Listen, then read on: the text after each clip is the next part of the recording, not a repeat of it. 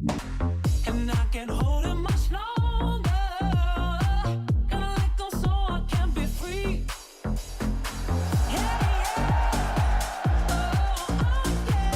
yeah. Wow, what a first weekend.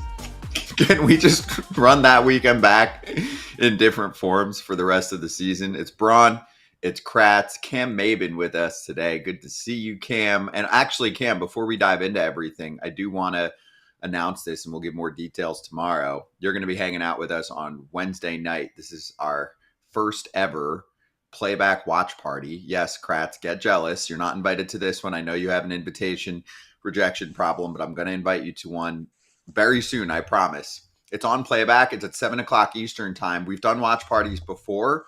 This is Yankees Diamondbacks. We'll be with you for the entire game. Our pinstripe territory leader, Derek Lewandowski, Jesse Friedman, who covers the Diamondbacks. We're going to get both sides of the equation, plus Cam, plus me playing a little point guard, and we'll guide you through the game like an altcast, and you can watch the game with us along the way. So it won't be one of those watch parties where we're like, hey, pause. Is everybody at the same point? Everybody's going to be looking at the same thing at the same time. I think you need an MLB.TV account, and then otherwise you should be good to go. So looking forward to that, Cam, and we can actually kind of call a game together, but in our style. Yeah, I'm definitely looking forward to it. I was excited as soon as I heard about it. I think this is going to give a really good perspective from ex-players' point of view, guys that cover their favorite teams' point of view, and I think this is going to be the first of many to come. So I'm super pumped to be doing it. I'm going to miss my boy Kratzy. Kratzy, I know he'd be great at this as well, but we're going to knock it out. I can't wait. Kratz is going to get his moment. He's going to get his moment to shine. So we'll get to it. Kratz, you can talk about this little 4-box of photos that help to describe the weekend before we charge the mound. You want to run us through this? I mean, poor Leiter got hit in the thigh. Let's put it this way. And I wanted to see what happened to the rest of that wrap that Wilson just chewed off of there, and that was a male pattern tarpness right there. Little thinning of tarp by the White Sox, and I wish I had this bat when I played because clearly would have made me a much better player.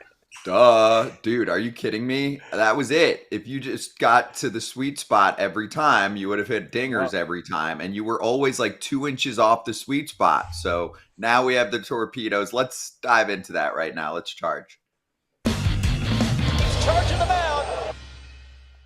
This is what this show is made for. But also, torpedo bats are getting ordered in masses this week. Suddenly, every bat company's like, everybody come in. I know it's the weekend. Everybody come in. We need to make 20 million torpedo bats for every baseball player on the planet so they can all hit dingers every time they step up and make any type of contact. But Cam, talk us through what you saw this weekend, which obviously just caught storm in Major League Baseball on Saturday. The Yanks put together a 9-homer performance. They scored 20 runs against the Brewers. They swept them this weekend, so great weekend for them.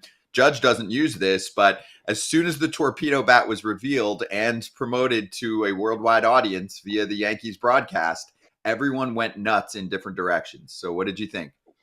Well, first off, what I thought as a baseball fan watching the game is I know there are a ton of home runs hit, but I couldn't help but, come to the point of, hey, how many of these 15 home runs were the pitches middle? And I'm going to tell you, out of 15 of those homers, 13 of them were really well-executed pitches. Ben Rice hit a slider down and in, got his hands in, great swing, tip your hat. Anthony Volpe got to a pitch up and in, inside corner, pulled his hands in, got to it. Other than that, I saw a lot of 89 to 93. We're talking about in the league where guys are locked in, are, taking extra, swings and reps to make sure they can hit the fastball. And what they got during that Brewers series was a bunch of BP. We're talking about the New York Yankees who, you look at this lineup, and Kratzy, I hope he'll agree. I said it before, Goldschmidt will be reinvigorated. I think the best version of Jazz Chisholm will be in New York. You have guys like Aaron Judge, Anthony Volpe, another year in of experience. They take advantage of mistakes. So before we get to the torpedo bats, let's talk about the Brewers and the mistakes that they made. I'm questioning that pitching staff right now. Nothing overpowering other than Freddie Peralta in that rotation.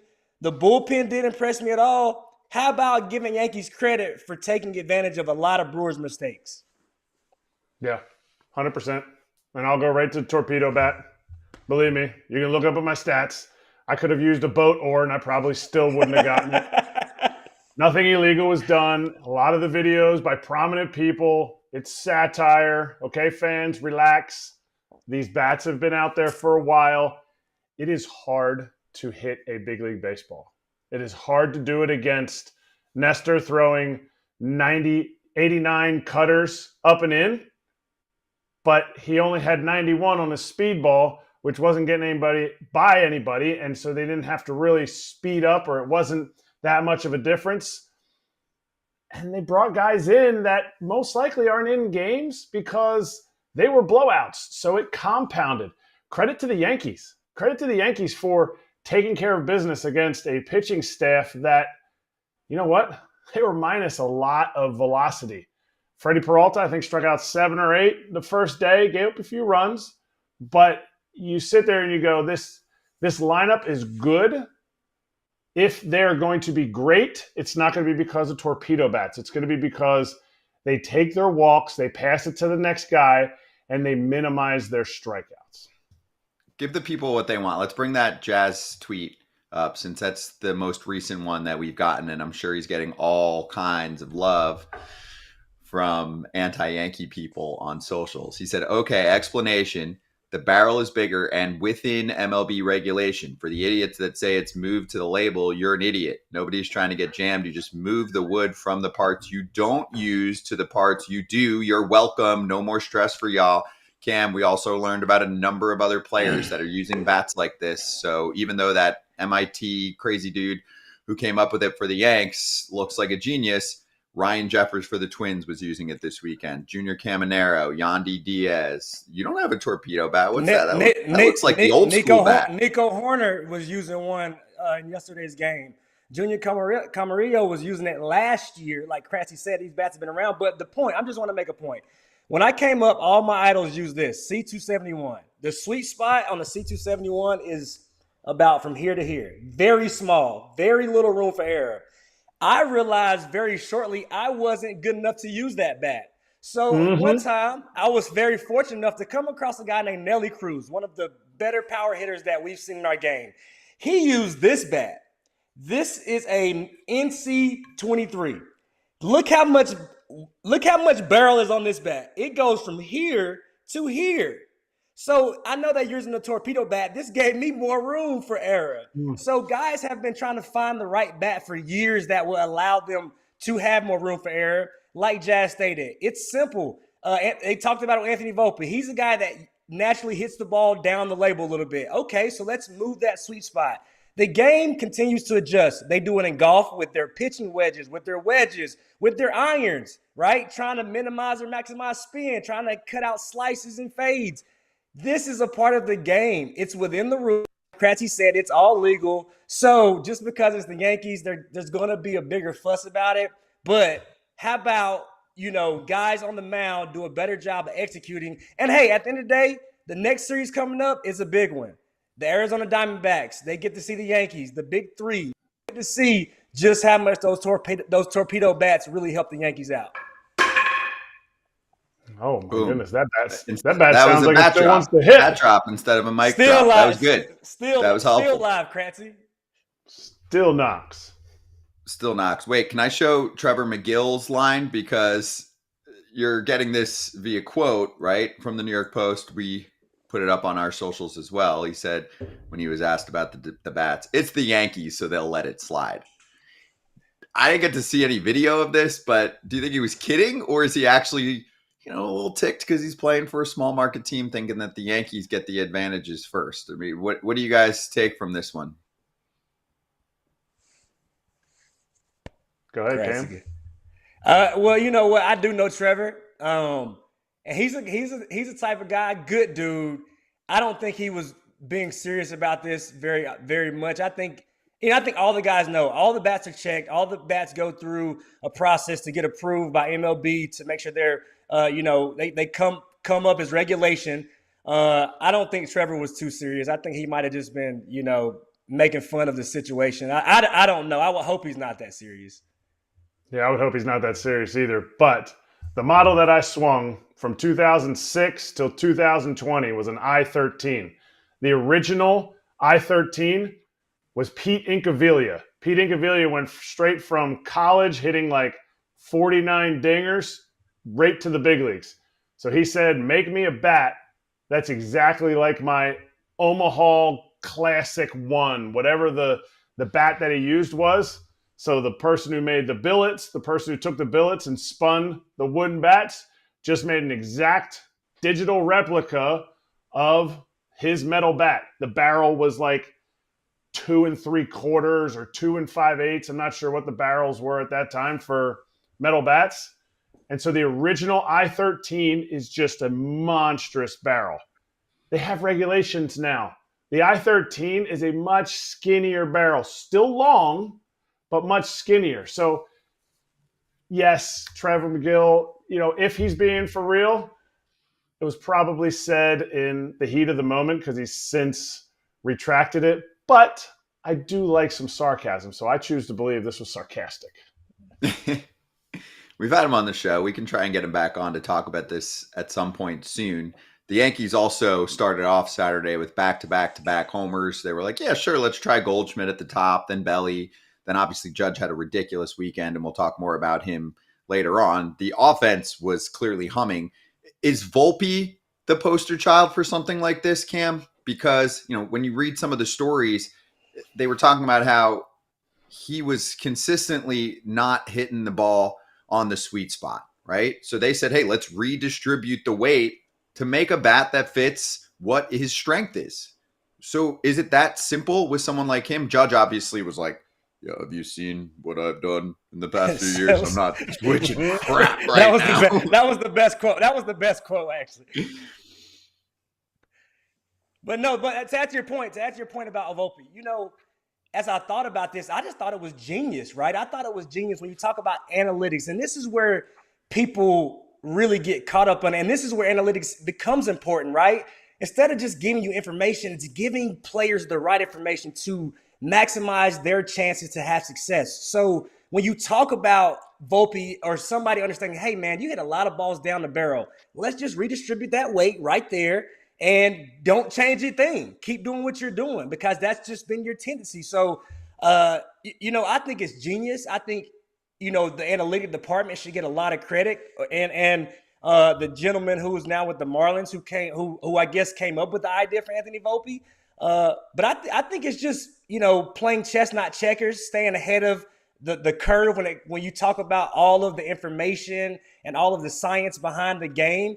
I think that's just a great job by the Yankees of hiring people to stay ahead of the curve.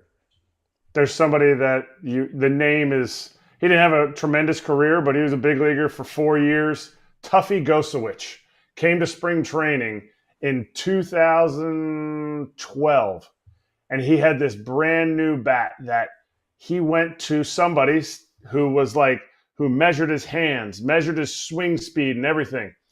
It was like a R161 handle, which is super, super thick, and a C271 head. It was like the two things that I hated about bats more than anything in the world. Like, it was like the worst bat ever. And I was like, bro, this thing is brutal. First at bat in spring training, opposite field dinger. Didn't hit a dinger opposite field the entire season the year before in the minor leagues. And he went oppo. You think dudes weren't in there at least trying to swing that table leg that he was bringing up there as a bat? Like, guys are going to try it. Guys are definitely going to try it. If it helps Volpe, awesome. Is it going to make him a 30 home run guy? Pump the brakes.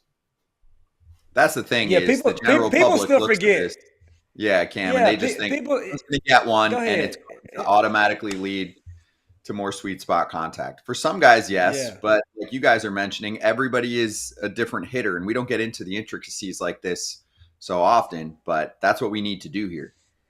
Yeah, and you know what? I can't wait till we get back on here in a month from now when guys are in slumps and they're like, "Oh, what happened with the torpedo bat?" I'm like, "Yeah, because you still have to play the game. At some point, pitchers, we're still in early, we're still in late March, about to be in early April.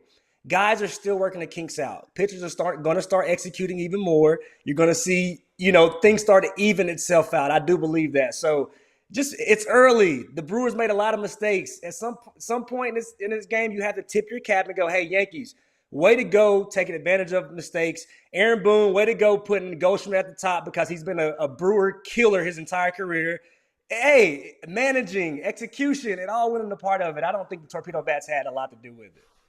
36-14, they outscored the Brewers. So Dave Sims, our buddy, was on the call for his first series as the voice of Yankees radio, and his colleague, who he sits next to all year now, Susan Waldman, who is hilarious, was like, "Are you okay? Are you used to doing this? This is more in one game than the Mariners scored in a month last season." Obviously with some sarcasm, but not too much. She said, here's the tweet.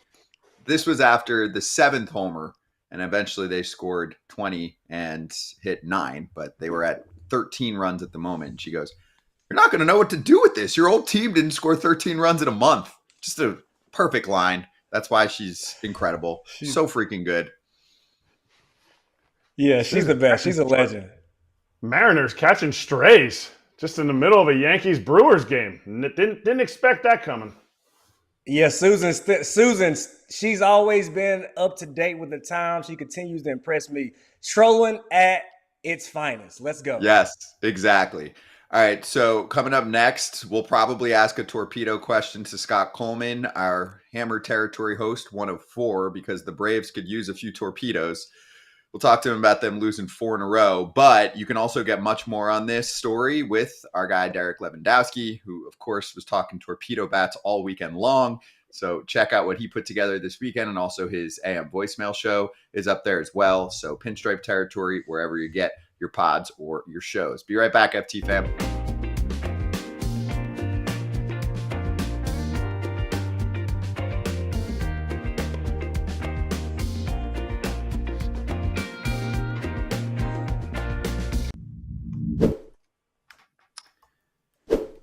All right, let's shout out Homage. We've got not one, but 2 pretty shirts to show off. Cam, you first. Yeah, you see it. My Detroit Tigers, I know we started off a little bit rough, but it's the LA Dodgers, right? The Tigers are going to be back on track. Nobody wants to see the Dodgers, but this shirt right here, I mean, it doesn't get too much better than this. I mean, the material, you can do whatever. You can wear it anywhere. It's comfortable. It gives you everything you need. I'm loving my shirt. I need more. I didn't see you get any hits this weekend. When you said, I know we struggled out of the gate, I know you talking about, Cam. I was Udonis Haslam. That's what they call me, the Tigers. Once a week on Sundays, day games only. So we struggled a little bit, but we're going to turn it around. Hey, I'm the only guy to play for him 3 different times. I think I can say we, Kratzy. You're forever a Tiger. My Phillies, John, a little throwback, a little history. Anybody know who that is? Anybody? Stands on top of the city. Benjamin. Ben Franklin? No, Benjamin? Nobody. Anyway. Yeah, Benjamin Franklin. Yeah, that's very nice. Anyway, so it's a little throwback. Homage does it great. Not only are the logos and everything awesome, the shirt. I don't know about yours, Cam. I know yours is a long sleeve. The shirt is like so soft and delicious. The material is crazy. The material is insane. Stretchy, soft. It's that material you can wash and you know it's not going to go anywhere. It's going to stay the exact same when you pull it out the dryer. So I'm definitely feeling it. Homage.com/foul territory. Use the code foul territory for 20% off. There you go. Again, homage.com/foul territory. 20% off if you're a first-time shopper on the website at homage.com/foul territory. All right. We've got about 30 seconds. We're going to come back and go over the Braves-Padres series. If you're waiting for Dodgers-Tigers, if you're waiting for Diamondbacks, Cubs, or Red Sox-Rangers, we'll hit all of those coming up soon. Diamondbacks obviously made some moves off the field too with the Brandon Pfaadt signing, so we'll get to that. And There was a bad call in that series, which of course we're going to call out. Red Sox have a lot of drama going on right now. Devers not hitting. There's a lot of question marks about why that's the case.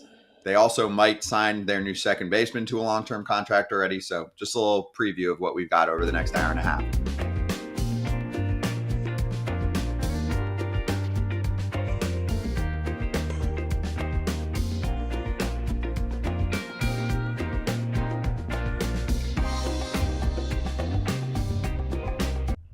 Here we go. Scott Coleman joining us right now with a great hat, great FT hat, part of the FT network. Listen to Hammer Territory, many episodes every single week. They're back. They're cranking right now, but they're also providing therapy.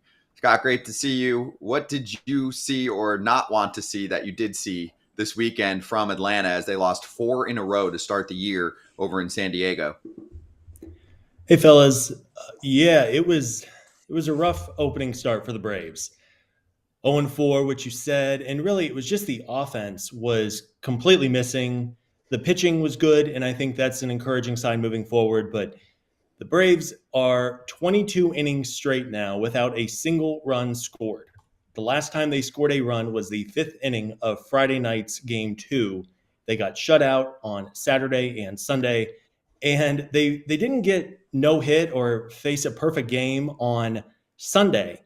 But the Braves sent 27 batters up and made 27 outs on Sunday Night Baseball. They had 1 hit and 1 walk, and both hitters were immediately erased by a double play. So the vibes are not great, especially for a team that really struggled offensively last year. Yeah, but the Padres pitching staff is like super ridiculously good, right? You know, it's funny. They hit best against Michael King and Dylan Cease. Exactly. So if they got mowed down by those two, then it's like, okay, whatever. Those are 2 of the 10 best pitchers in the National League last year. But they got shut down by Randy Vasquez on Saturday, got mowed down by Nick Pivetta on Sunday night, and then the Padres bullpen too. So yeah, the Padres are a good team. If they went 0-4 against a not so good team, I think the panic would be even higher.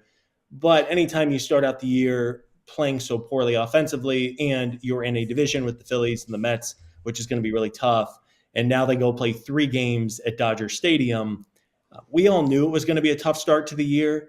And I think everyone, even if they're frustrated, can objectively say this team still has a ton of talent and will figure it out eventually. But nobody feels good after an 0-4. That was the same vibe and message out of the clubhouse last night. And I think you just have to hope, if you're a Braves fan, that they get it going here soon. So let's add to that, and I want to ask you, with Snit's comments and knowing how difficult that division is going to be, knowing how difficult this early road test is there any real panic? We've seen teams get hot, but we know the history of injuries, the lack of at bats in spring training. But is there any real panic, or is this just one of those things where it's like, hey, guys are still getting their feet up under them, still trying to get their timing together after facing a juggernaut of a staff, or we're going to be okay? I think they're going to be fine. I think 2 things can be true. They did not play well at all this first 4 games of the year, but it's March 31st. There's 6 months and 158 games to go, and frankly, nobody hit. Austin Riley, Matt Olson, Marcelo Zuna drew some walks, but didn't really hit for much power. Michael Harris, Ozzie Albies. Like, there are just so many tried and true veterans in this lineup, and I have to think they're going to get going. So with any fan base, there's people probably on both sides of the ledger, people ready to jump off a bridge, and people also saying, guys, it's 4 games. Nobody wants to start 0-4, but there's 158 to go. And I think the truth probably lies somewhere in between. But at the end of the day, if I had to put my life savings on it, I'm guessing that give it a couple of weeks and the Braves will be just fine. Wait, are you talking to fans or are you talking to Alex Anthopoulos? Because I looked up and they DFA'd a man that was throwing in the 7th inning of the first game. Was that a poor evaluation in spring training? Was there something that they saw? Because his first game, he touched a 95. I watched the game yesterday. I saw 91. Was it something that was going to happen? Or was it like, what we're seeing now is not that awesome? So I think the Braves really needed someone who can eat innings right away, especially going into 3 games at Dodger Stadium. They had to go into their bullpen heavily on Sunday. And with Jesse Chavez coming back, I think, one, they wanted a rubber arm who could eat multiple innings. And 2, you had to make room for him somehow.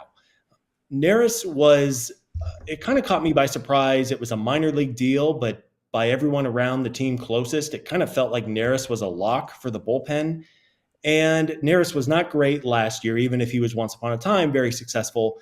And he only made 3 appearances in the spring and really did not look good. I think he only had 1 strikeout in those 3 appearances.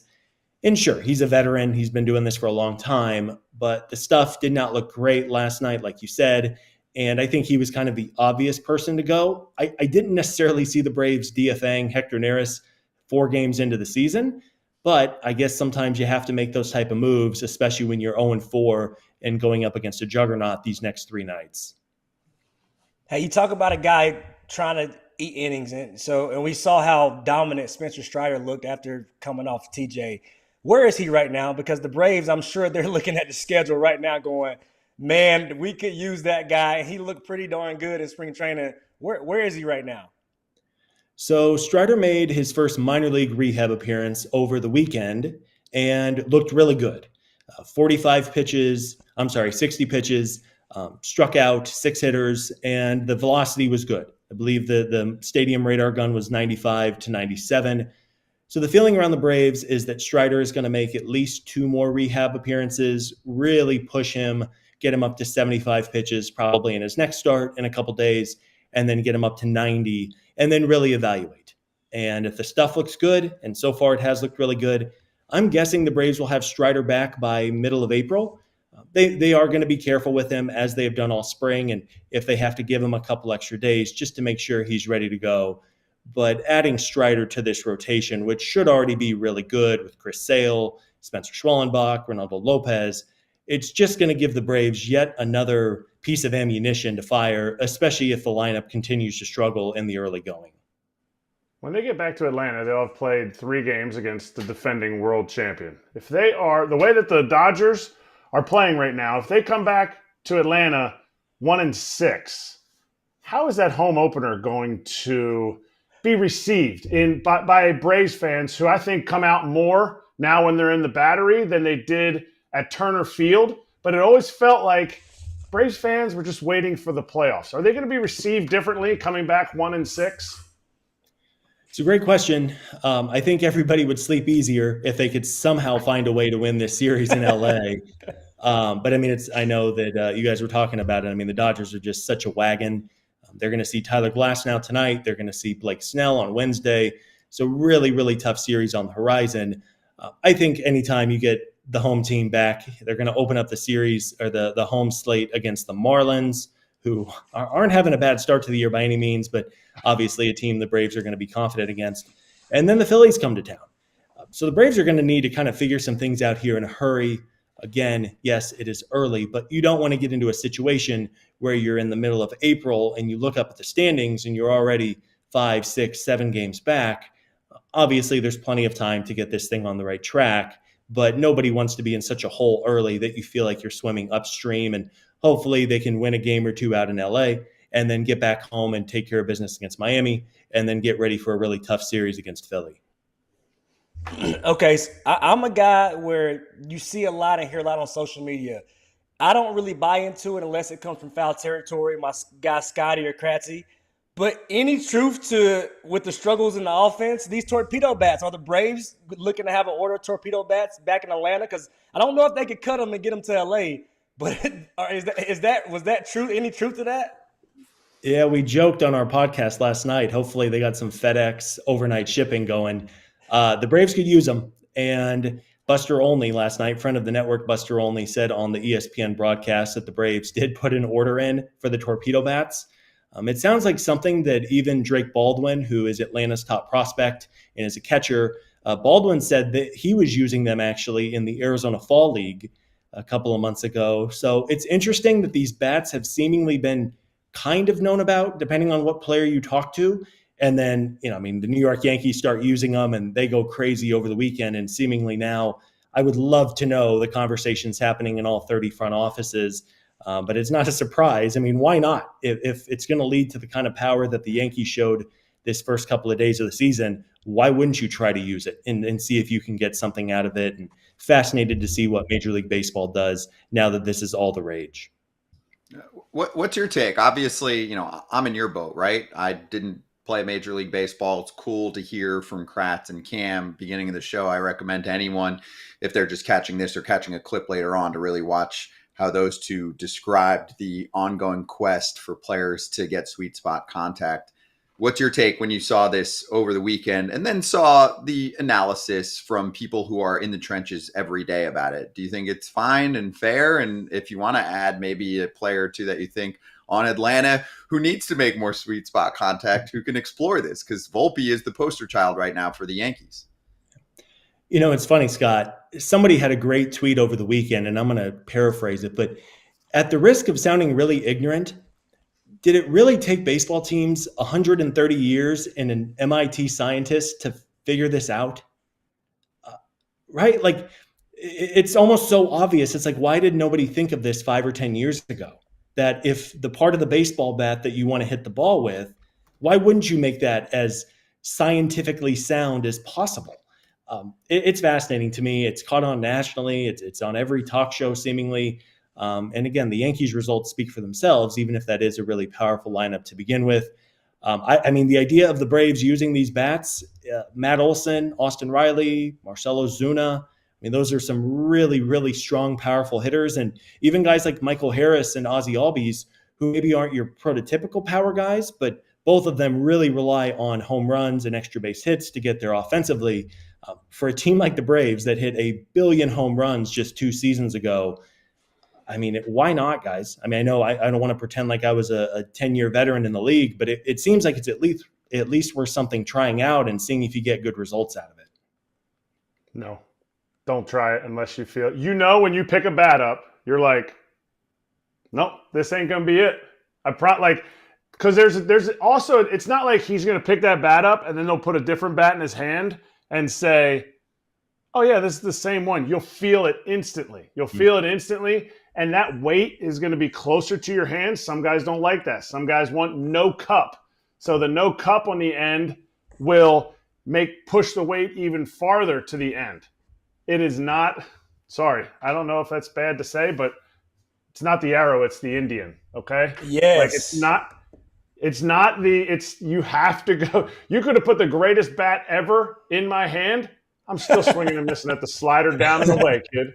Like there's some kryptonite. The only thing that kept me in the game anymore was guys stopped throwing sinkers. They threw more four-seamers, so I can hit a flat four-seamer. But yes, you're always trying. And when you say 130 years, guys have been trying this forever. Go back and look at Babe Ruth's bat, Ty Cobb's bat that's in the Hall of Fame that we were able to put white gloves on. The handle was almost the same size as the barrel. So they were trying different stuff. They were slapping the ball, little dudes using different size bats, big dudes. Jimmy Rollins, not to rub it into your Braves fandom, but Jimmy Rollins used Ryan Howard's bat in his 2007 MVP season. He used Big Piece's bat, which was like 34 and a half, 33 or something like that. So everybody's always trying different stuff. So let me ask you guys real quick then. I mean, do you think this is going to catch on widespread around the league? Or do you think players are going to be hesitant to maybe change the bat that they've used their entire career? Let me answer that, Kratzy. And this is what happens. Every spring training, you get vendors. They come in, different companies, and they say, hey, check out our bats. We have these bats. We've got the axe handle bat. We've got the super flare huge knob bat because it makes the balance better. I'm sure, and when you look at the fact that guys were even using this bat last year, and I'm probably even maybe a year before that, what happened was the company came in with that bat, and guys were like, I'm not using that. Man, you kidding me? I'm going to go up there with a bat looks like a torpedo. Yeah, you kidding me? And then what happens was guys go on a national stage and hit 15 homers, and they're like, oh, well, you know what? Maybe it does work. And it's just like the placebo effect. If you think it works, it works. So I think it's just one of those things where just so happened the Yankees, one of the most historic franchises, They're on the biggest stage there is. Even if they're playing the Brewers, everybody got to see these bats work that series. It's just one of those things where guys are going to try it because they saw it. But I'm telling you, there's been a company that probably tried to sell these bats prior, and guys laughed it off until they saw their favorite players or their favorite team, doing damage. So I think it's just one of those things where everything catches on for a second, and this caught on right now. But like Kratz said, it's the arrow, not the Indian. Boom. There you go. Well said, Cam. Scott, thanks for joining us. We'll see how your boys do the next few days, but it is the Dodgers. They, too, have not lost a game yet. Much more therapy for Braves fans on Hammer territory if you check it out. Scott, thank you. Thanks, fellas. Appreciate you having me on. Yes, thanks for joining us, man. And there it is. Hammer Territory is the show for Atlanta Braves fans. You can see 2 out of the 4 hosts on your screen right now, Brad and Scott, obviously running through series by series, often game by game when it gets important. So check that out wherever you get your shows or your pods. Coming up next, we'll go over some of the other games from the weekend, series from the weekend, including Dodgers sweeping the Tigers and more.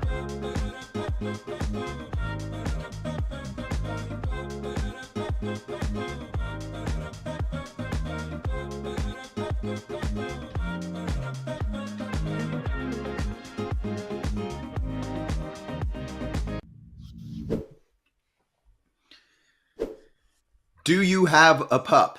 If the answer is yes, are you taking care of your pup to the best of your ability? You might say yes, but you might not know about Spot and Tango and their unkibble. Kratz, are you taking the best care of your pup now with Spot and Tango unkibble? Do you feel the difference? Actually, forget that. Do you see the difference when you see little cutie Bella running over to get a little food? I mean, she shows me the difference. I put a little Spot and Tango in the bowl, and she's like, I'm slapping like that like Cam at the spread table after a game. Like she's double dipping. I got to make sure I don't give her too much because she loves it way more. And it's like, okay, I don't know why she loves it more. I'm not sitting here going, it's pretty good, but I trust the stuff that I put in, the information I put in, the little survey that you fill out is what's good for her. They know what's good for her based on her size, how lazy she is, and her amount of exercise. So it's perfect for me. Stop doing the mystery kibble, right? The processed ingredients, all the crap that's in there, and go with Spot and Tango. Check it out, spotandtango.com/foul. You can get yourself 50% off your first order. There's my little Penelope. An exclusive deal, though, for the FT fam. For a limited time, spotandtango.com/foul. Use the code FOUL at checkout. 50% off your first order. Give it a shot, okay? spotandtango.com/foul. Use code FOUL for Spot and Tango. All right, let's stay on the topic here of eating for a moment. Willson Contreras either is really weird eating his batting tape or his batting tape serves as chewing gum. Cam, have you thought about that?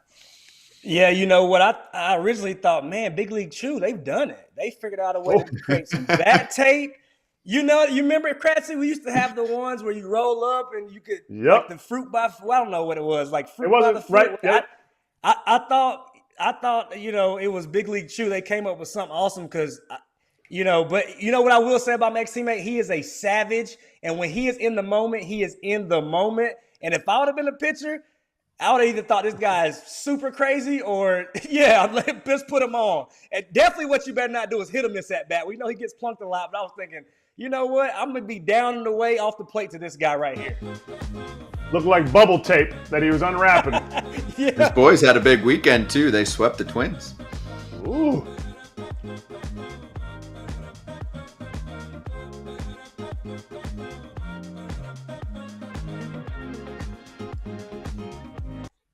All right, we're back. We're going to talk to Jim Bowden coming up in a moment. One other quick thing I'll just continue on.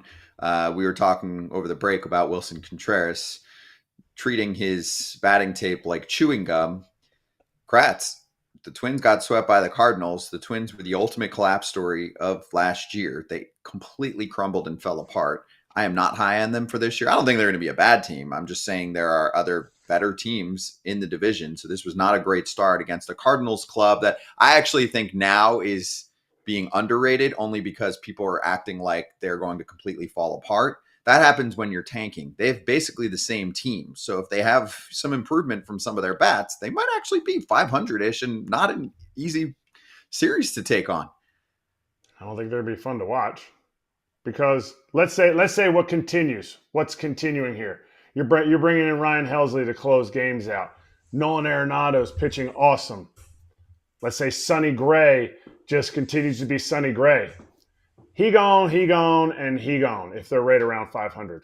No way the Cardinals are pushing in and ruining any momentum that they had as a front office to reboot this team. So it's like, Cardinals fans are amazing. Cardinals fans love this team and they follow them through thick and thin. They haven't had many thin years. To me, when you don't do anything to better your team, and then in the season, if these guys, this is the best case scenario for the Cardinals' future, is that Nolan Arenado's raking, that Sonny Gray's healthy, pitching well. It's almost like, it's doom on the horizon. They're going to trade these guys. And the Twins, I don't like hearing they're 10-28 in their last 38 games, stretching back to last year. I don't like hearing that because it's a brand new season, but it's almost the exact same roster. It's almost the exact same lineup. You got to score runs, especially when you have a few hiccups by your normally solid starting rotation. Who finishes with a worse record or a better record? Let's do better record. Better record, Twins or Cardinals this year? Twins. Okay. Easy. I think it could be close. Easy, really. The Cardinals still have some young growing pains they're going to have to go through. But I tell you who I do like is Mason Wynn. Watching him over the past weekend, he just does some things that you cannot teach. Jordan Walker giving him a chance to get some everyday at-bats. But I'm with Kratz. They're young, and, inevitably you're going to go through some ups and downs, especially if they end up doing what Kratz said, and that's getting rid of that veteran leadership. Because right now, the Arenados, the Helsleys, the Sonny Gray, they're keeping it together. They're kind of teaching those guys how to be young professionals. So when you lose that, I remember you losing a guy like Johnny Gomes one year in Atlanta, 2015, it matters when you have veteran guys that kind of teach you the way and get you to buy into winning and not the selfish aspect of it. So, I'm definitely with Kratz on this. I think the Twins, I think they still have the pieces, if healthy, that can get it together. It was some bad approaches when I watched those at-bats. And at-bats during that series, it was just like, what's the plan here? Guys, do you understand your strength? What are you looking for? I know it's easy from the couch, but the game plan didn't look like it was where it should have been from an offensive standpoint, if you ask me, as far as the Twins go. Yeah, for me, fourth place team in the American League Central. But, I mentioned that before the season started. They got swept. Mm-hmm. Yeah, the White Sox suck, but it's fourth place team. You know what? They fought hard, though, for my boy Will Venable. Shout out Will Venable. They fought hard for Will Venable. I know it's the Angels, and it's going to be the battle of the bad news bears, but, hey, White Sox fought hard. I'm not saying they're going to be anything special, but Will Venable is my guy, and I like seeing a team that rallies behind a manager. And I know it's early, but what I saw is a team that's going to fight for their manager. Hey, you got what you got on the roster. Sometimes all you can do is just have somebody to lead them the best you can. Yep. Hey, last year they had Pedro Grifol at the start of the season, and he was calling the team out when they were getting shut down by good pitching. This is going to be a very, very different run team. Let's just put it that way. We could spend a lot of time on that. We've done that last year. We'll do it again this year if the team's looking more inspired and more like their friends with their skipper. All right, let's get the front office perspective on a number of things, but we're going to start with the Torpedo Bats, of course.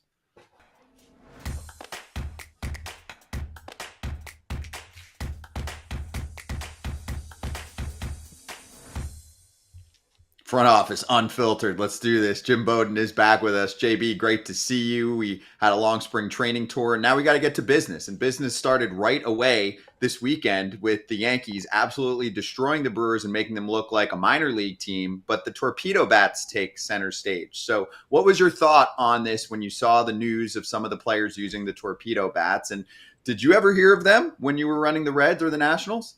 No, I never heard of a torpedo bat until Sunday, right? When Michael Kay brought it up when Anthony Volpe came to the plate. So the first thing I did, obviously, reach out to the commissioner's office. Is this thing legal? And of course, the commissioner's office comes back and says, as long as the diameter is within 2.6 inches at the fattest part, as long as it's not longer than 42 inches and it's one piece of wood, then it is legal. So obviously, it's a legal bat. Obviously, there have been players that have been aware of this from last year.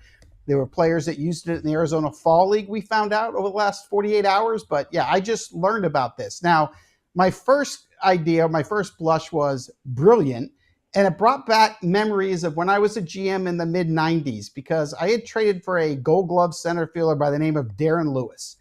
And Darren Lewis would hit every single ball 2 inches below the sweet spot, like all the time. And I just couldn't understand it. And I would go to the hitting coaches and our hitting people and say, isn't there something we can do? Because it's literally, he's consistent where he hits the ball, but it's never on the barrel. It's always just below it. There's got to be a way. And, we couldn't figure it out. And in his career, he couldn't figure it out. And it was funny because the last 2 years I kept watching Anthony Volpe and I'm going, I wonder why he doesn't barrel it more, right?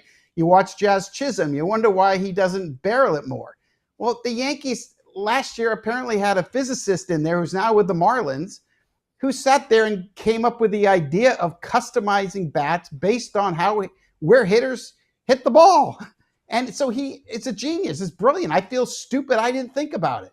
And so now they've designed a bat that is perfect for Volpe and Chisholm, at least two players where, okay, if you're always going to hit the ball most of the time below that label, then let's just make that the fat part. So when you are hitting it there, it's got a chance to leave with exit velocity or be able to get distance. So I got to tell you that my view of it, it's brilliant. And I got to tell you, if I woke up this morning as a GM or manager or a player and I wasn't aware of this or I haven't tried it, I would go to my analytic people and say, okay, where do I make contact? Where on the bat? And let's design a bat specifically for me based on the last 3 years of data. That's what I would do. I think it's brilliant. Like I said before, I'm going to need more than that 42 inches you're allowed because those sliders just kept going farther and farther away. Was there something was there a piece of equipment change or something that when you were a GM that you saw come in similar to this? I know we're at the infant stage of everybody finding out about this, but was there something that you saw come in that you were like, well, this is going to be the thing? And then it never, like the axe handle was a thing for a long time on the bats. And then some guys got some hamate bones broken and they blamed it on that. And it kind of didn't get as much pub, but some guys still use them. Yeah, I hate to put the business side of being a GM hat on, but I've got to do that because I think one of the things that really stands out is the fact that the bomb bat came, right, when I was the farm director. And I'm like, wow, we're going to save a lot of money because these bats don't break because we spend so much money. In the minor leagues, you have all those cheap bats that break all the time. And I'm like, yeah, these bomb bats are going to be the best.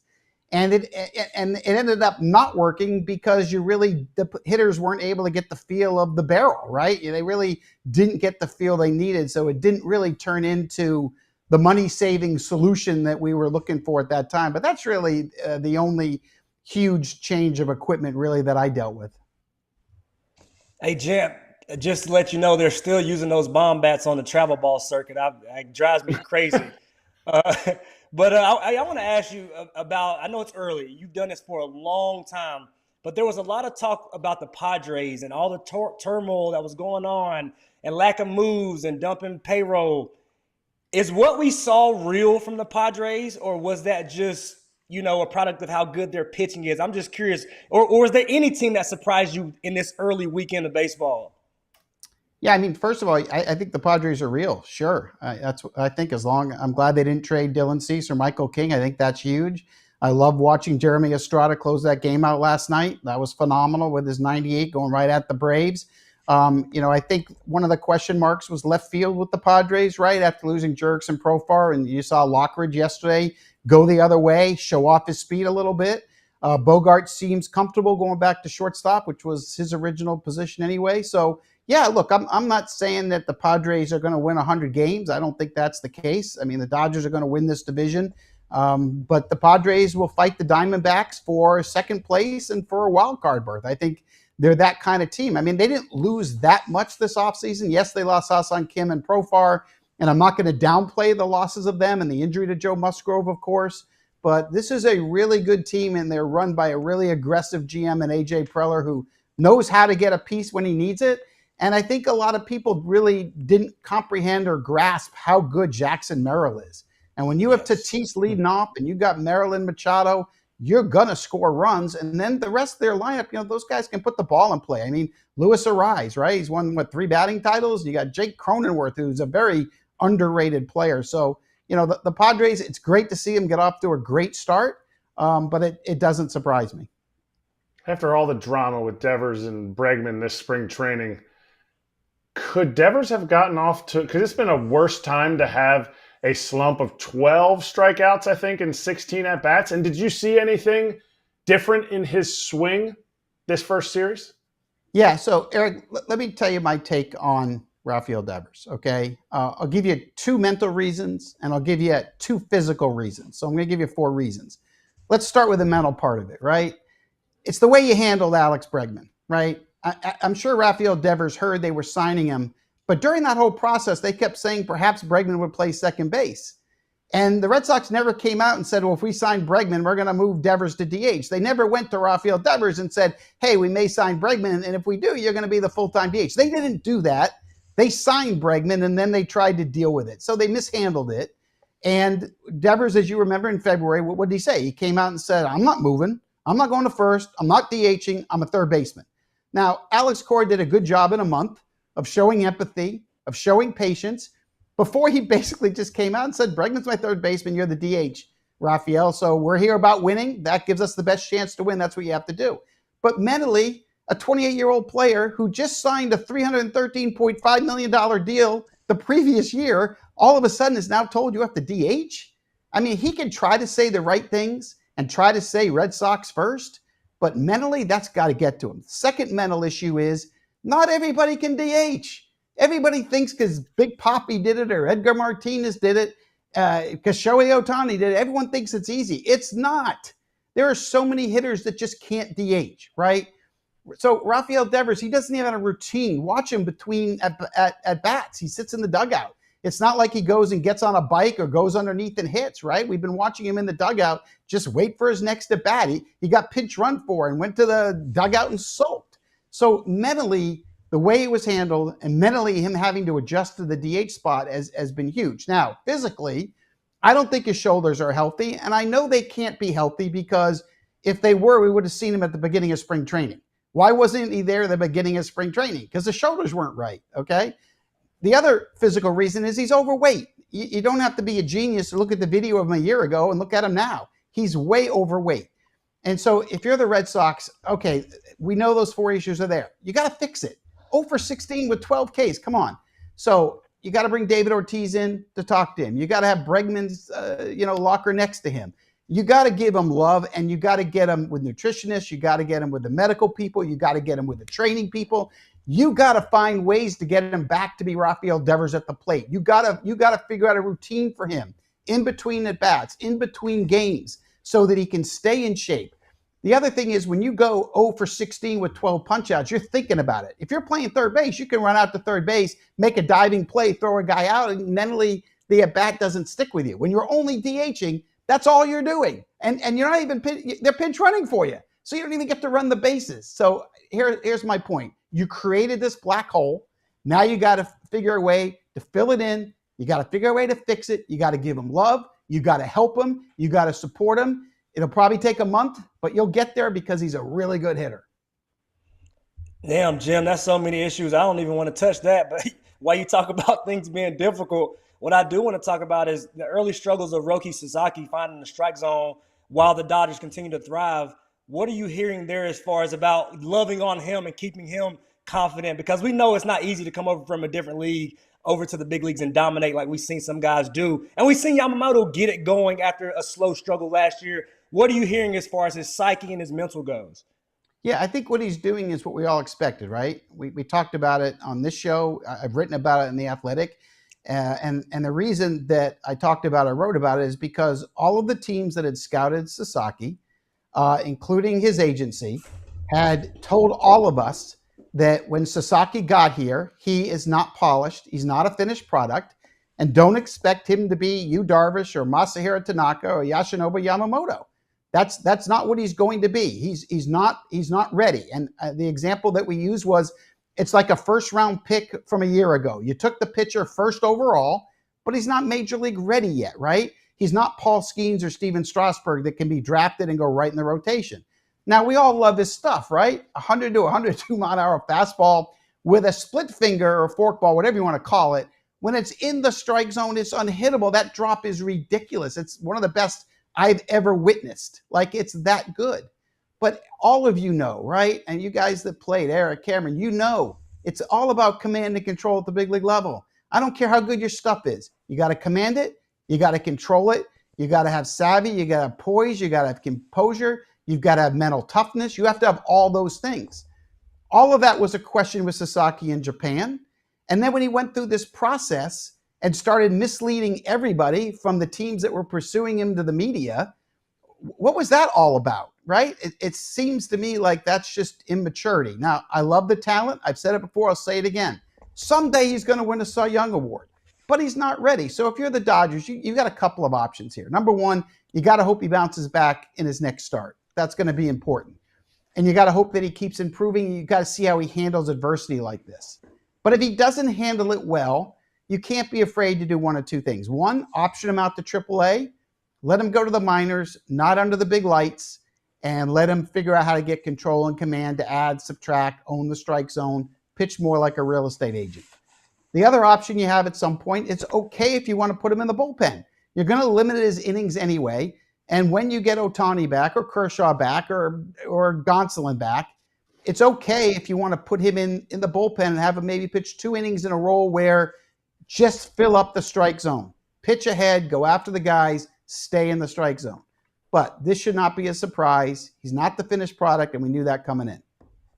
You kind of danced around it a little bit. Do you feel like it is from your view, it's a mechanical issue or a fear of getting your fastball hit issue? Because a lot of Japanese pitchers come over, Yu Darvish, Masahiro Tanaka, guys that are afraid to get their fastball hit. What do you feel like it is with Roki? Yeah, I think it's the mental first, which causes the mechanics. So it's both, right? I mean, mechanics usually is what causes not having the command and control or being able to repeat the delivery or having consistency there. But it's the mental part that puts it there because we've seen a clean delivery from him. So we know the delivery is there. I do think it's between the ears, and I think that's a lot of times normal. I remember when Randy Johnson came to the big leagues and was walking 100-plus guys a year. He had no command or control whatsoever, and it took him time, and he figured it out, and he's a Hall of Famer now, right? So, for Sasaki, I just think, we got to have patience. It's hard to do it when you're in LA.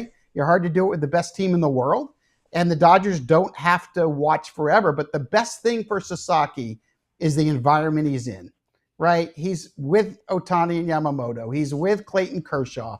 He's with a tremendous pitching room, a great analytic department. He can't be in a better spot. But as you know, Erik, this is about human beings making decisions in the biggest moments with the most eyes put on you, the most pressure. And you got to be able to handle it, and you got to be able to get through it. Physically, he's going to be fine.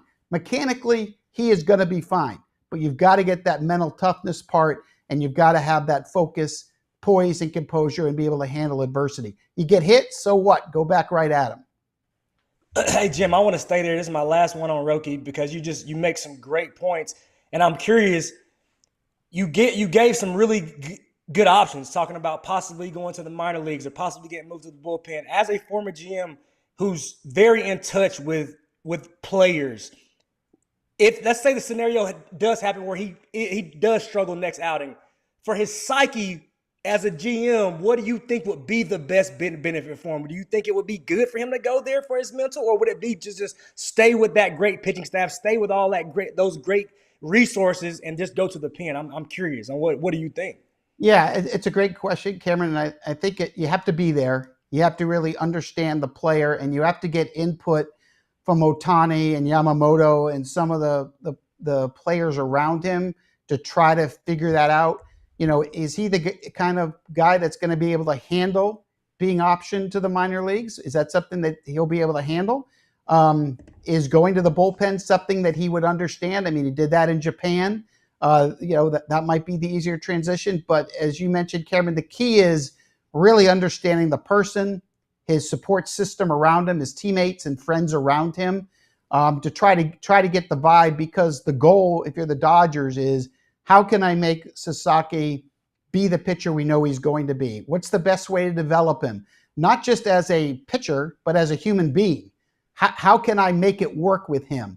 And sometimes, the intangibles, the human element, is just as important as the business decision of where to put him. You can kind of parallel it with the Red Sox decision with Devers, right? There's that strict business decision where best with Devers DHing. But there's also the human element that sometimes doesn't make the best business decision the right decision. JB, let's finish with extensions. Brandon Pfaadt got an extension with the Diamondbacks, which looked good. I actually liked the Justin Martinez one because you don't have to go to arbitration and mess with the saves, and then the price gets all weird. They can just close them now. They don't have to worry about that. And then, I also wanted to mix in two more here. Christian Campbell is apparently in talks with the Red Sox already. That sounds great, but gets me thinking about a team like the Orioles. If Adley Rutschman is back, I know that sometimes a team doesn't want to take advantage of an extension opportunity when a player's coming off a down year because you're going to look at numbers. The league might not like that, but I'm like, damn, this actually seemed like the time to pull that off. So what are your thoughts on, I guess, all the extension talks that have been going on right now, spilling into the beginning of the season? Yeah, so Scott, the best contracts you make are the ones where you sign the player before he does it. From a club's perspective, that's the only way I'm going to save money. Just like Alex Anthopoulos did with Ronald Acuna Jr. and Ozzie Albies contracts, which has saved him literally over $100 million. You got to do it early, and that's exactly what Mike Hazen is doing in Arizona. Get Brandon Pfaadt done before he does it. That's what he did. And by the way, he also has Zach Gallen, Merrill Kelly free agents at the end of this year. And we know what happens when a pitcher develops, how much money they're going to get. For example, if I'm in Seattle, it's too late to sign Logan Gilbert. If I'm signing Logan Gilbert now and I'm representing Gilbert, I'm getting the Corbin Burns deal. But if you're Seattle, you have to sign Brian Wu and Bryce Miller right now before they do it. With Adley Rutschman, I would have signed him 2 years ago before he does it. Now, when you have Boris clients, that can be tricky because he'll take you to free agency. But if you're a GM, you've got to get these guys signed early. If you're the Red Sox, go get Campbell. And by the way, go do Roman Anthony too, right? Get Anthony before he does. I don't care if it's before he gets his first big league at bat, because you're going to save millions. You have to be right on the player. You can't be wrong. But if you have the hit tool like Campbell and Anthony have, get them done before they do it, like the Braves did Acuna and Albies. Otherwise, look what happened to Guerrero. You could have had him at 150. Then you could have had him at 300. Now 500 doesn't even get him done. The same guy.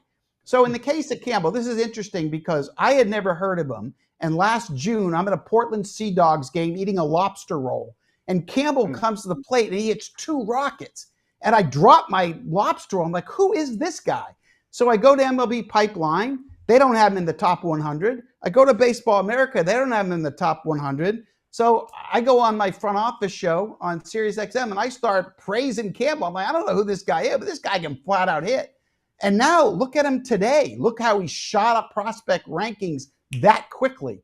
But when you watch him play, you see sweet spot contact. You see the barrel. You see the exit velocity. You see quick twitch muscle. You see the athleticism in there. You see him play second. You see him play left. His first game in left field, he shows great range and great extension and almost he dropped it, but it was almost a great diving play. This kid's going to be a star. If you're Craig Breslow, sign them now. You're going to save so many millions for your team, it's not even funny. But if you're a GM, here's the message. You want to wait till they do it? It's going to cost you so much money that you're not going to save anything. You got to do it early. I can't agree more. I feel like we look around at the same teams all the time that wait and they get punished for it. JB, you're the man. Thank you for joining us. Our resident GM will be here all season long. We'll catch you soon, okay? All right, sounds good. Thanks, guys. Appreciate you. Front office unfiltered, baby. We'll be right back on FT.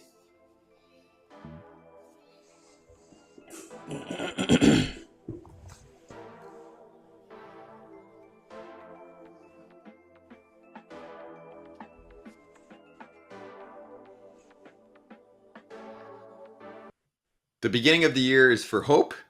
I watched more Marlins Pirates than I would if it was September, and they had walk-off magic. I got to say, they were entertaining games, but did this say more about the Marlins, Cam, or the Pirates? Because the Pirates, to me, need to get off to good starts to put them in a good position. They usually do. This is not what you want. This is a team where you at least have to win a series, and also David Bednar in the 9th inning does not look like he's going to last long with that stuff.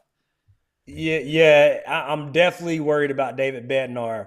But I'm laughing because I, too, was watching way more Pirates than Marlins, and I don't know why, because I had all the games going, but I kept going back to that series because I was just curious. One, I didn't know anybody on the Marlins roster except for Xavier Edwards. That's it. And Derek Hill, my ex-teammate. I literally knew nobody else, so I was just curious to see, hey, who are these new faces and what do they have? They have some athletes. They are an athletic bunch, which I do like. But when I look at the Pirates, I'm just so disappointed in what they could have done, right? When you look at O'Neal Cruz, Paul Skeens, bringing in Pham, McCutchen, Reynolds, it's like they could have did more. So it's just, as I watched them, I just couldn't help but just be disappointed. I know what the Marlins are going to do when you talk about roster construction. I know how they're going to cut corners. But when you talk about what could be the Pittsburgh Pirates in that division, in the Central, I just really feel like they dropped the ball this season. And that's why you have guys like Paul Skeens using his voice, because he's a guy that should. Because if Pirates fans are watching that, they should be worried and they should be, really questioning, do they want to spend money to go see what's out there other than when Paul Skeens takes the bump? Oh, man. If only they had added an offensive bat that could have added 1 or 2 runs this series. They could have swept the series. They could have put the Marlins exactly where they need to be. Paul Skeens put them in a spot. What if they shortened the game at the end of the game with one extra bullpen piece? Like they went out and got Spencer Horwitz, whose wrist is still not healed up yet. He's a good complementary piece, not the piece. And to me, the Marlins, they're playing for Clayton McCullough. It's the Will Venable, Clayton McCullough. Which team loves their manager the best? Yes. Because both teams are bringing apples in for the teachers so they can get some playing time. Also, Nick Fortes, what a weekend. Yes. Way to start out. These guys are playing for their careers, right? In a different way. You can't settle or you'll get optioned. Who likes their manager the most? I love it.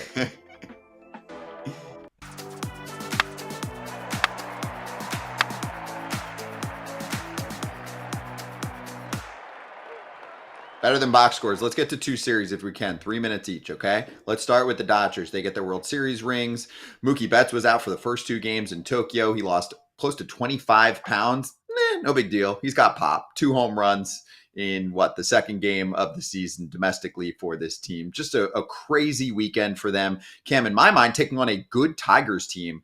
And nothing changed for me with Detroit. I heard some people around baseball like, oh, is the Tigers offense going to be good enough? I'm like, they're taking on the Dodgers pitching staff, okay? And Roki, we covered with Jim Bowden, so if you want to check out our comments on that, then you can go there. But what was your take on Mookie and those flashy rings?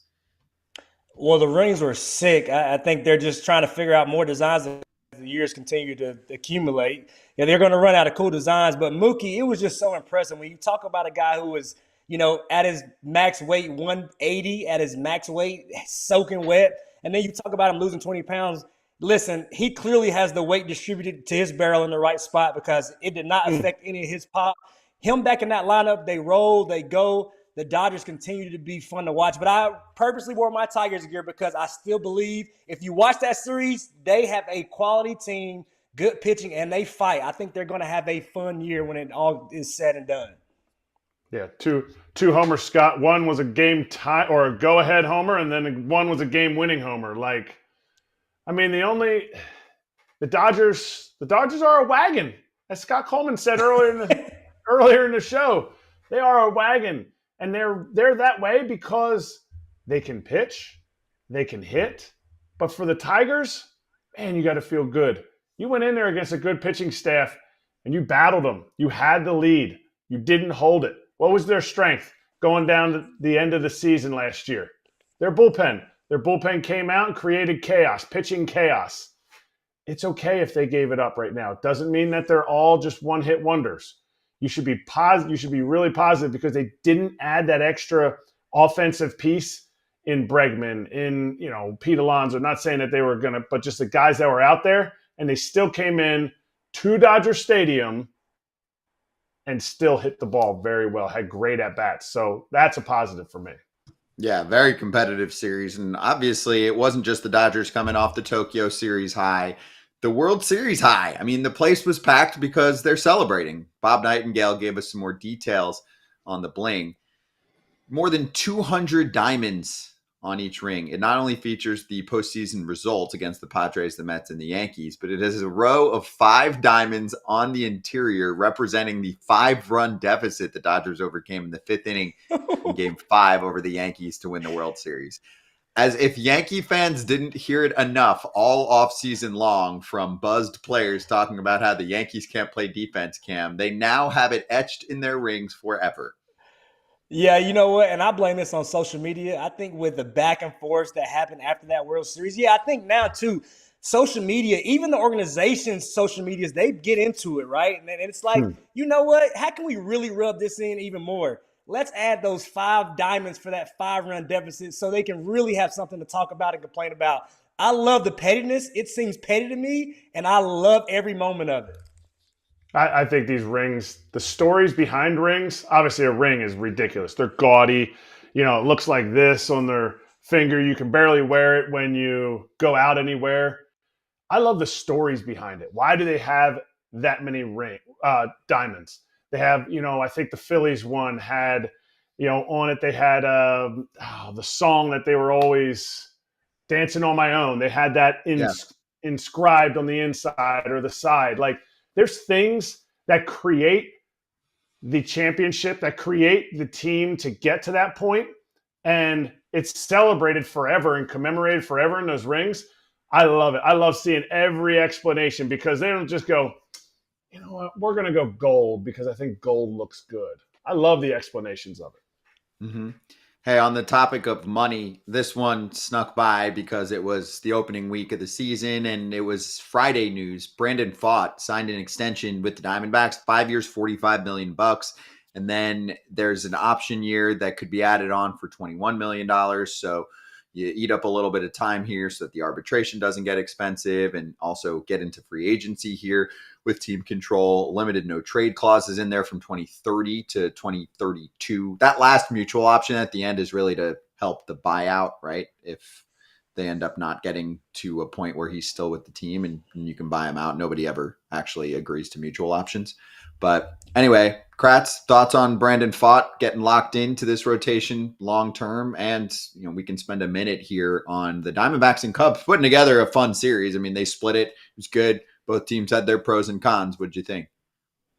I mean, this Diamondbacks team is fun, not just to watch, but to me, it looks like they're fun to be on. It looks like they have the energy at the Latin end of the bench, and it spills over to the American end of the bench. And right in between are all the pitchers. All the pitchers are out. And if you watch any of their games, a lot of their pitchers are top step into the game. Really excited about being there. I get it. Zach Gallen probably isn't going to be around, but they just got the best available starting pitcher on the free agent market this offseason. They have MVP candidates in Ketel Marte and Corbin Carroll. You sit and you have purple hair from Gurriel. You sit there and you go, this team wants to win. This team wants to play for each other. And the city's behind them. Why would I not sign an extension that's going to guarantee me essentially $50 million with the 1 year of club option after that? And then I'm 32 years old. That, to me, that is where Brandon Pfaadt did the right thing. And also, 2 postseasons ago, they were wondering if this guy was going to even go 3 innings for him. Ever since that Phillies series, he has just elevated himself and continued to learn and continued to improve. Like, it hasn't been that long ago that they were like, I don't know, we could send him down. They sent him down for like a 10 or 15 game stretch during that season. And like, to get $45 million after a year and a half ago, that was happening. Hats off to him for signing this. Yep. Uh, 100%. yeah, Cam, last thing here. I just want to show you why we'll have the challenge system next year. If we can just flash that Please show me. screenshot of a critical moment in the game that gave count leverage to the Cubs. Perdomo was at the plate. This was the 1-0 pitch, strike one. And he popped out next pitch. Ninth inning. And he was pissed off watching him. I watched that at bat too. Just so happened I was going back and forth and I caught it. And watching him, he was so disgusted running off the field. And I've been in those moments, and I know Kratz, he's behind the plate, so he's always very cordial with the guys that are calling the games. But those moments, man, even this early in the season, they mean so much, right? And it's so big, even from a selfish momentum standpoint, right? You want to have the opportunity to, pick your team up to come through. So to see that happen, I'm with you, Scott. I was at home, Scotty, going like this. I was tapping my own head like, what are we doing? We need a challenge there. But, I know a lot of managers like Aaron Boone, some guys didn't feel it. Tito didn't like it. But I just think too many important moments happen where we have to be able to get it right, and that's egregious. Yeah, I was doing this. I was texting my friends.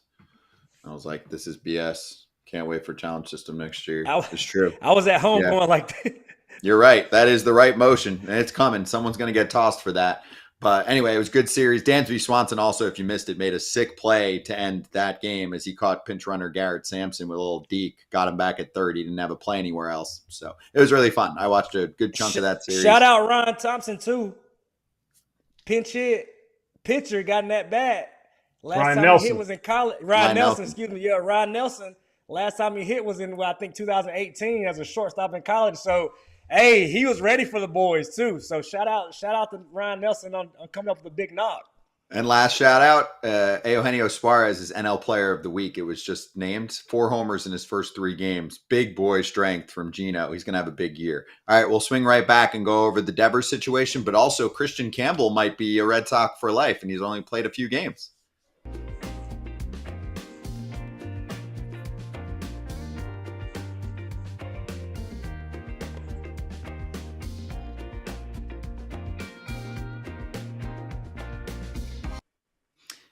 Ron Judge was also just named Player of the Week on the American League side. And if we check out his BetMGM MVP odds, I have never seen movement like this so quickly. Oh, baby. He was at plus 300 when it opened. Okay? It just opened. He is now at minus 110 after a few games this weekend, Cam. That is insane. Yeah, watching what he did last year after that, horrific start, I would be terrified if I'm the American League. I just, only thing I can go back to is how the season ended, and being in the clubhouse with Aaron Judge, knowing how focused, how dedicated he is to his craft. All last year did was add fuel to his fire, and you can see that he came out a man on a mission. Juan Soto leaving, going across town. A lot of talks about, what would happen if they lost Juan. Aaron Judge, if it's not for Shohei Ohtani, continues to show that he is the best player, one of 2 of the best players on this planet. Domination. 36 Yankees in their first series of the season. 36 runs in 3 games, 15 homers. Have people begging to ban their torpedo bats, and they swept the Brewers. The evil empire is back. It's true. I like that. Judge's WAR after 3 games, wins above replacement, 0.8. which is 0.8. A big part of what writers use to vote for MVP. It's true. It is a big barometer, and he's already almost at 1, which is insane. So good for him. And now there's no more value on the board to try and lock in your MVP pick with Aaron Judge. You want to look further down, go for it. I still think Bobby Witt is going to have a monster year. We are 3 games into the season, okay? But the last thing that I noticed was I know the Yankees had a big weekend, but I'm still not pitching to Judge. He got intentionally walked once, twice? Twice in the last game. Yeah. You're going to see a lot more of that, okay? Has made him hurt. Yeah, let the whoever ends up batting behind over the course of the year, if that changes, they can have a combined 60 homers. I am not pitching to that man. Nobody is Thousand- nearly as 1000%. intimidating. And you'll see that. 1000%. Yep, I'm with you. Because when he cranks, they all do, right? It just brings the energy like, oh, Judgy's got it. That's when we saw them go through their struggles, especially in the World Series, where Judge couldn't find it.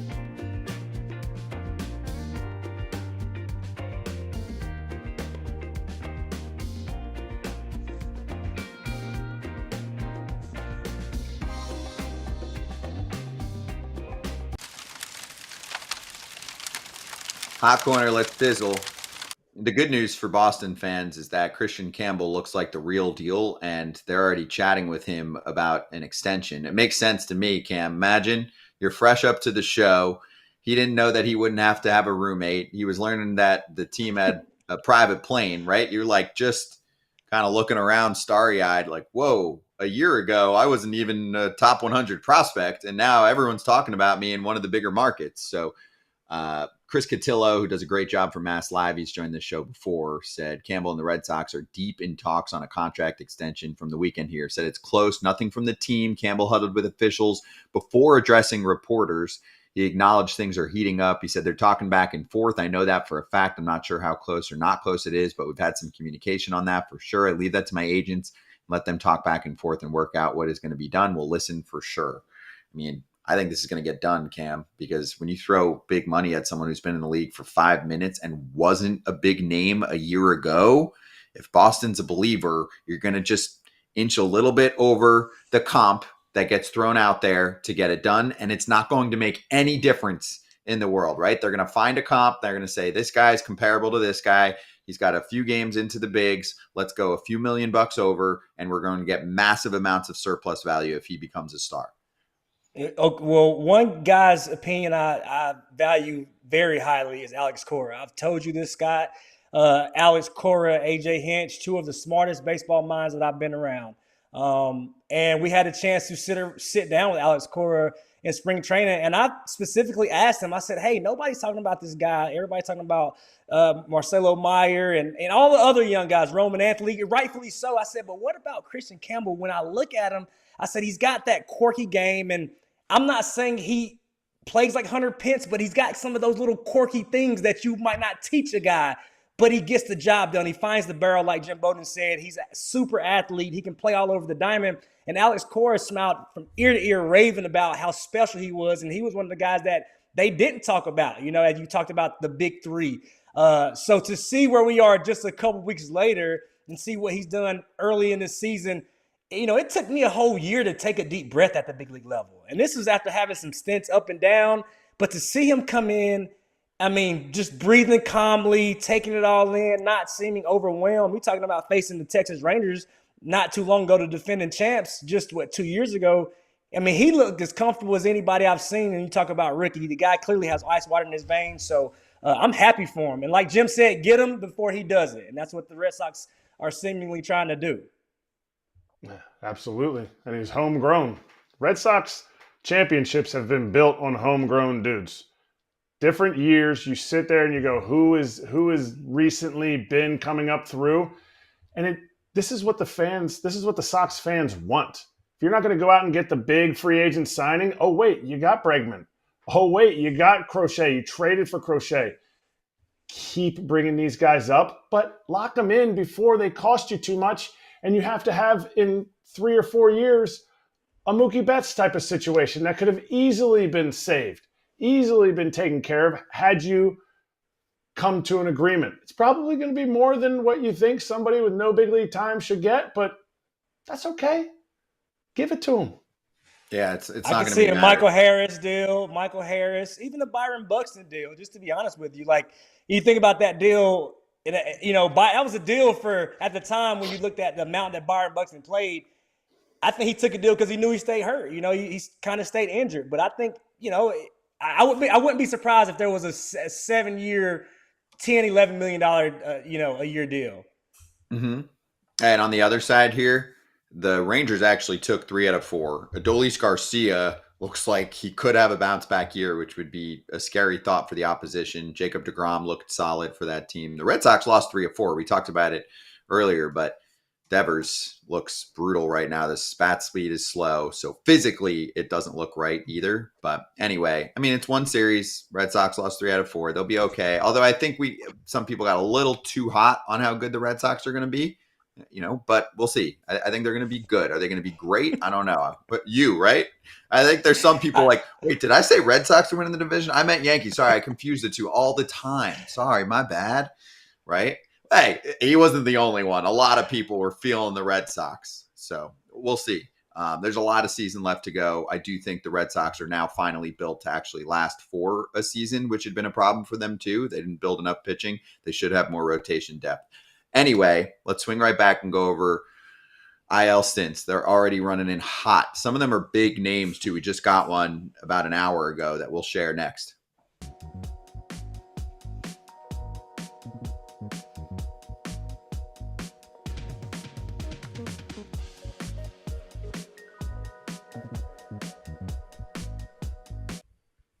Whoo-wee. Who had a worse weekend? A team that got swept or our locks on Friday? I mean, it's the same. Same. Mm-hmm. I got hooked. I went hard because I'm sitting next to Todd Father, like, yeah, I'll go 3-something. And then I get my Dylan Cease punch outs like it's nothing. And I missed my over by a run with the Red Sox and Rangers. Hey, I know Devers had a rough weekend. Me watching Devers come up in multiple big spots on Friday night and just flap around the lumber was a tough look, man. I'm sitting there watching that game like, can I get one? Nope. Couldn't get one. But anyway, we all got blanked. Cam, you're not a part of this drubbing, so we'll look in a few minutes to get back on the board. But the money bags are terrible right now. And this is important, though, because we hold ourselves accountable. And usually by the time we get to the end of the year, there's a lot of green. So have faith, stick to the game plan, and go Dodgers tonight for me, which I'll go over later. Hey, me and you both, Scotty. Exactly. You got to pick on Just teams when they're down. Just like Rafi Devers' swing hasn't changed. His bat speed isn't slower. Stay the course. He's fine. He didn't lose his bat speed all of a sudden. He'll figure it out. That's what he does. He rakes. But he did lose some bat speed. So is that because he's out of shape? No. No. So And why did it slow down? Is he getting about old at 26 or whatever he is? And let me say this about bat speed. Okay. If you go look at some of the highest exit velocities on balls hit over the past few years, it's been on some of the slowest bat speed. Ask Isak Paredes about bat speed. So I think sometimes we overrate bat speed and equate that to, his bat speed is down. Well, it's like, if you're on time, sometimes it doesn't even matter. So I think we over analyze bat speed at times. Okay. I mean, also we're about to do injuries suck. We're not going to cover this here, but he didn't play third at all this spring training, which isn't great in case there is an injury. What was the reason why, at least in the beginning of spring training, he wasn't playing third? He's had shoulder issues. Shoulder's pretty important for swinging the bat. Am I right, position players? Absolutely. Absolutely. A little bit. Nobody ever I had a label. Nobody ever thinks you swing with your shoulders, but when your shoulder hurts, you're like, this sucks to swing. I think about this, Scotty, and I think about how disgruntled. I mean, at the end of the day, he looks upset. He looks like he's in his own head. Is there a world where they try to make that Tristan Casas move and go ahead and move Rafi over to first? Ooh. So at least you're back on the diamond. Just saying.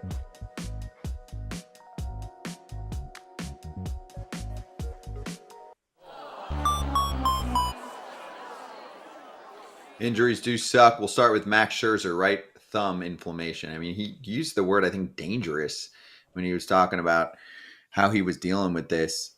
And he hits the shelf. So we'll go there first. Kratz, I don't know a lot about the right thumb and how that affects everything. Obviously, you need that to pitch. But in terms of the recovery timetable, what I do know is that Max Scherzer has gone through a ton of injury issues over the last several years. This is just not what you want to see at the start of the season. Right here is your right thumb on a fastball. Now you move it around a little bit, you get a little different movement, how that ball comes out. Now you move your curveball. Maybe you tuck it in a little bit. Maybe some guy's going to really grip it a lot harder if he throws that changeup farther in. Your thumb is like a rudder in a boat.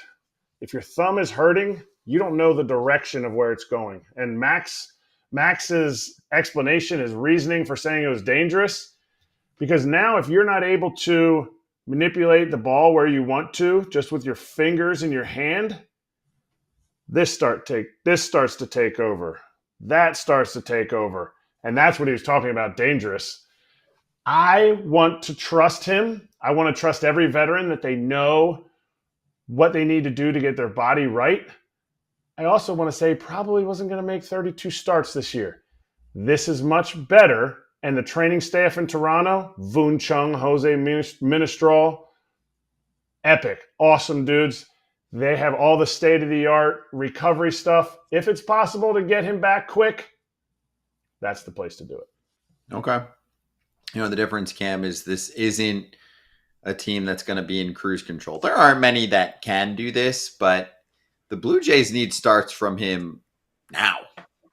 They need to stay in the race all year long. They're not going to run away with anything. Forget a division, even a playoff spot. They were not a good team last year. They have a chance to be a better team this year. They split a series against a pretty good Orioles team, so off to a nice start. I loved Jeff Hoffman shoving it to the Orioles on the last game of the series, a little 1-2-3 when he was on our show a month ago saying he likes the smoke, where the Orioles rejected him because of medical concerns. So that's all cool, right? There's some vibes to this team. Anthony Santander going from the Orioles to the Blue Jays, but do you feel like they need things to go right at the margins, and that includes getting, 20 starts out of Max Scherzer? When they made this deal, I was kind of sharing the same thought with Kratz. I didn't think this was a deal to per se put them over the top, right? I thought this was a great move to get maybe 20 starts. I don't think they were necessarily banking on it. At the end of the day, Father Time is undefeated. And I know this is a thumb issue. It's not an elbow or shoulder. But I think more so than even just putting on the onus on Max, listen, Jose Barrios has to pitch better. He did not pitch good. My brother, George Springer, has to kind of find some of that old Astros George Springer. They need that offensive guy. He showed that he still can go get in the outfield. The athleticism is still there, but offensively, they need him to be back. They need Bo Bichette to be back. I think they have enough in the pitching department, but I think it's got to line up, right? They've got to do things that they hadn't done in the past. Hit when runners in scoring position. 2-out RBIs. They did not excel in these areas. So for me, even more so than the pitching, Scotty, I think they need to get some of that offense back to really give the pitching staff some confidence where they don't have to go out and be so perfect. So I do think this is a good start, splitting that series with the Orioles. I think that's a great place to start. But I think there's some other guys that I think they need to worry about instead of a 40-year-old Max Scherzer. Okay. And then on the Orioles side, they just lost Colton Cowser for potentially a couple months. Again, the thumb is the problem in the case here. Fractured his left thumb. So he's placed on the IL. Dylan Carlson is in the minors. Now he gets called up, Kratz. That's a tough blow for Baltimore. They've got depth. I'm not super concerned about their lineup, but it still sucks to lose a guy who's an above average hitter with a ton of potential. I mean, look at Mike Elias now. He's saying, see, we have so much depth. We needed all of those outfielders. We needed to go get Ramon Liriano. We didn't need to go get a frontline starter. Hey, you know what? It's being tested. Colton Cowser, it just sucks. It sucks because you put yourself, especially this early, a fractured thumb, you put yourself in a situation all offseason. My flexibility and my strength and that flexibility, everything's hitting on all cylinders. And you're like, okay, that first series on the turf, I'm going to make sure everything's hydrated, everything's going well. And then you fracture your thumb. There ain't nothing you can do about it. You can lift every weight in the world. You can go to every yoga studio in the world. And fracturing your thumb ain't going to have nothing to do with it. But hopefully Dylan Carlson's ready. He might have gotten like 1 at-bat, 2 at-bats down in Norfolk. No, he's ready. He's looking at his chops. I know Kratzy. In our head, we're all ready to get out of AAA. So I think it's what you said. They've done a good job of having prospects. Now Dylan Carlson's going to get his opportunity, right? We're going to continue to see if this was the route to go, right? keep the prospects around, give them opportunity, because moments like this happen. Guys get banged up. That's why you always hear every single year it takes the whole entire 40-man roster and so at times some front office moves as well. So it's a long year. Like you said, I hate to see this because Cowser was really starting to look like he was figuring it out, right? He was really looking like that guy that was going to give you a quality at bat, pretty good defender. I really like where I love his size. I love everything that he brought. So it is a blow, but again, this is why they stacked their organization with a bunch of prospects. They didn't get rid of them to give them opportunity to continue to save money and see what these young guys have. And also, too, possibly showcase them, right? Because we still don't know. This is also a showcase moment for Dylan Carlson. Mm-hmm. And if it doesn't work out for him, Kobe Mayo right now, Kratz is like, yo, I can play in the outfield. I mean, if he goes and tears it up in the minors for a couple weeks, he'll get his opportunity again when you've got an injury like this. And this isn't a day-to-day, like we mentioned. I mean, this could be a couple months for Cowser. Okay, next up, this one sucks because this player has really had trouble staying on the field. Josh Young hits the shelf for the Rangers, and they had to make a move too because Josh Smith got banged up. That's the next in line to fill his spot, but it's neck spasms for Josh Young. It's expected to be the minimum time. This is from our friend Jared Sandler, who does a great job with all the Rangers coverage. But Cam, Josh Young has not been able to stay healthy, which is a shame. Texas obviously missed him last year among other players, but he was really, really good a couple of years ago. Yeah, he came on the scene. I think he was a little older as a rookie, but he showed that he was experienced, and we watched him in the playoffs come up clutch. So to see this blow, to see the history of injury that the Rangers have had, this is a team that you just want to see healthy because when they're healthy, they can compete. They can do everything on the field. And not to mention, not only was he, outstanding offensively, he was one of the better gloves at third base. That left side of that defense was locked up when you talk about Seager and Young at third base. That also is an area where they hurt when they lose his defense. So I hate to hear this for this guy.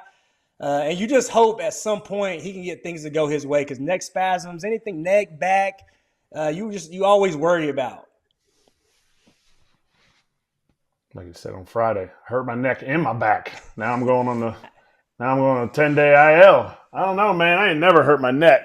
That would suck. I don't know what that feels like, but yeah. Listen, this team's offense is stacked.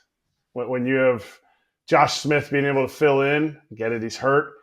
Like, this is why this team, I think, is one of the consensus picks, maybe the only consensus pick to win a division on FT here. I think everybody had the Rangers because I think just what the offense can do, and obviously Bruce Bochy can just wins. That's what he does every other year. Yeah, this division's going to be pretty good. The Angels bounced back. They took a couple games from the White Sox. Will they improve by several games? Most likely, right? Which hurts the top and how you can pad your stats. Then let's go to the A's. They should be better. They split a series this weekend with the Mariners, and that's in Seattle. They should be better, Cam. The Mariners probably will be about the same because they always plan to be about 54% with their win percentage. So they should be very solid and competitive. And then Houston is definitely still going to be good too. So I do think, yes, the Rangers are going to win the division, but this is a pretty good division from 1 through 4 probably now with a chance to make the playoffs, and probably 1 through 3 with a chance to make the division, to win the division. Yeah. I like watching this division because you have everything from the A's as a startup.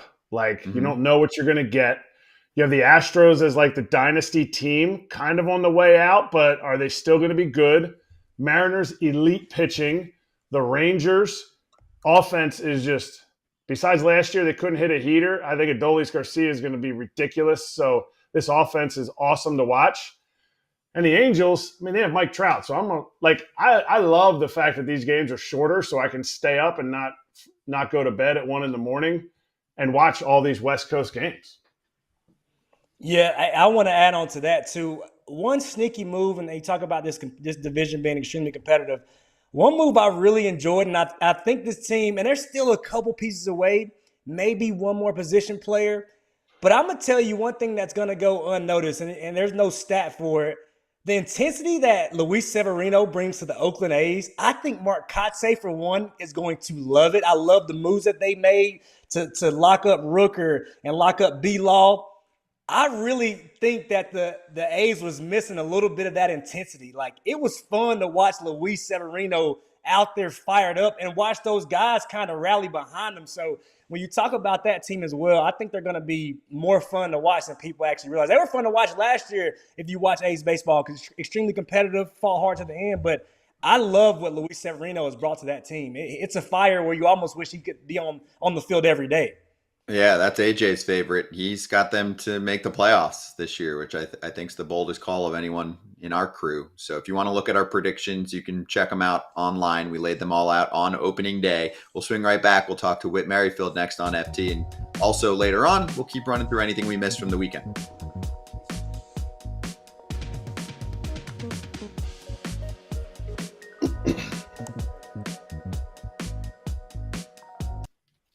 Also, Juan Soto hit his first home run as a Met. Man, he was anxious to get that on the board. Yeah, I know. Yeah, we were worried about him. That was a tough pitch to hit out of the yard, too. Yo, all I know is $800 for $1 billion. I'm with the Met fans. I need to see it every day. I know it's not realistic, but hey, I don't want to hear any excuses. I need to see it. Hater, I don't care who the closer, Miller, I need to see it every day. Let's go. That thing was above the zone from Hunter Brown. He handled it. Better go get it. $800 million, you better go handle it. No, that's too. It's too much expectation. There's too much. You can't do I love that. It has to be. It's $800 million. Why? It's not the fans' money. It's not the fans. Fans should be like, golly, we get to watch a $750 million player. They don't have to be like, we're not getting any value out of you. You didn't pay one dime for that. Steve Cohen sitting there. I need to see that value, because that type of deal could set you back. No. Steve Cohen bought all those chop shops outside the stadium. Steve Cohen's going to be printing money. Yeah, well, they're trying to dominate the area. They're trying to run that area and make it nice before and after the game with, more food options. I think that casino project is still in the works if it gets approved. Yeah, it has to get approved. That's the biggest obstacle. But I don't know enough about it to comment too much, but oof, it's going to be tough. I will comment on $800 million. I need to see it. High expectations. 2 walks a day. My man's already hot. 2 walks a day, what? Is it like an apple a day? Yeah, it's like that's Juan Soto. Somebody told me 270 with a 430 on base percentage. Mets fans might be mad. Oh, I wouldn't be mad. Hey, Yankees fans were complaining last year. He's taking too many pitches. I can imagine for that type of money what they're going to be saying.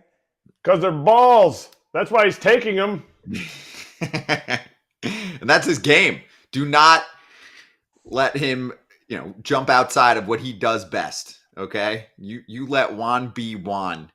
Because if you're a good team, you need that. And it's not like he's not there when an RBI is needed, right? He's got pop. He's got clutch knock. He does it all.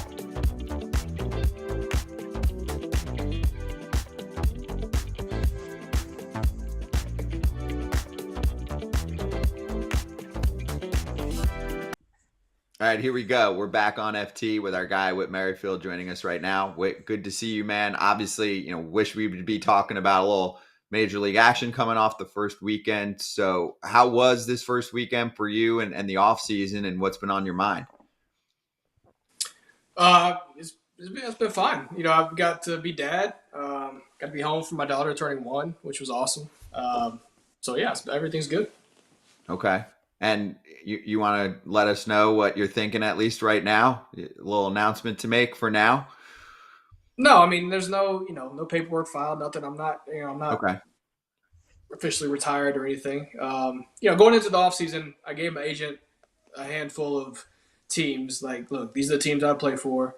And this is kind of the price point based, each team that I would play for. And then honestly, wasn't very much, but it was enough to feel like this is worth me leaving my daughter to go play.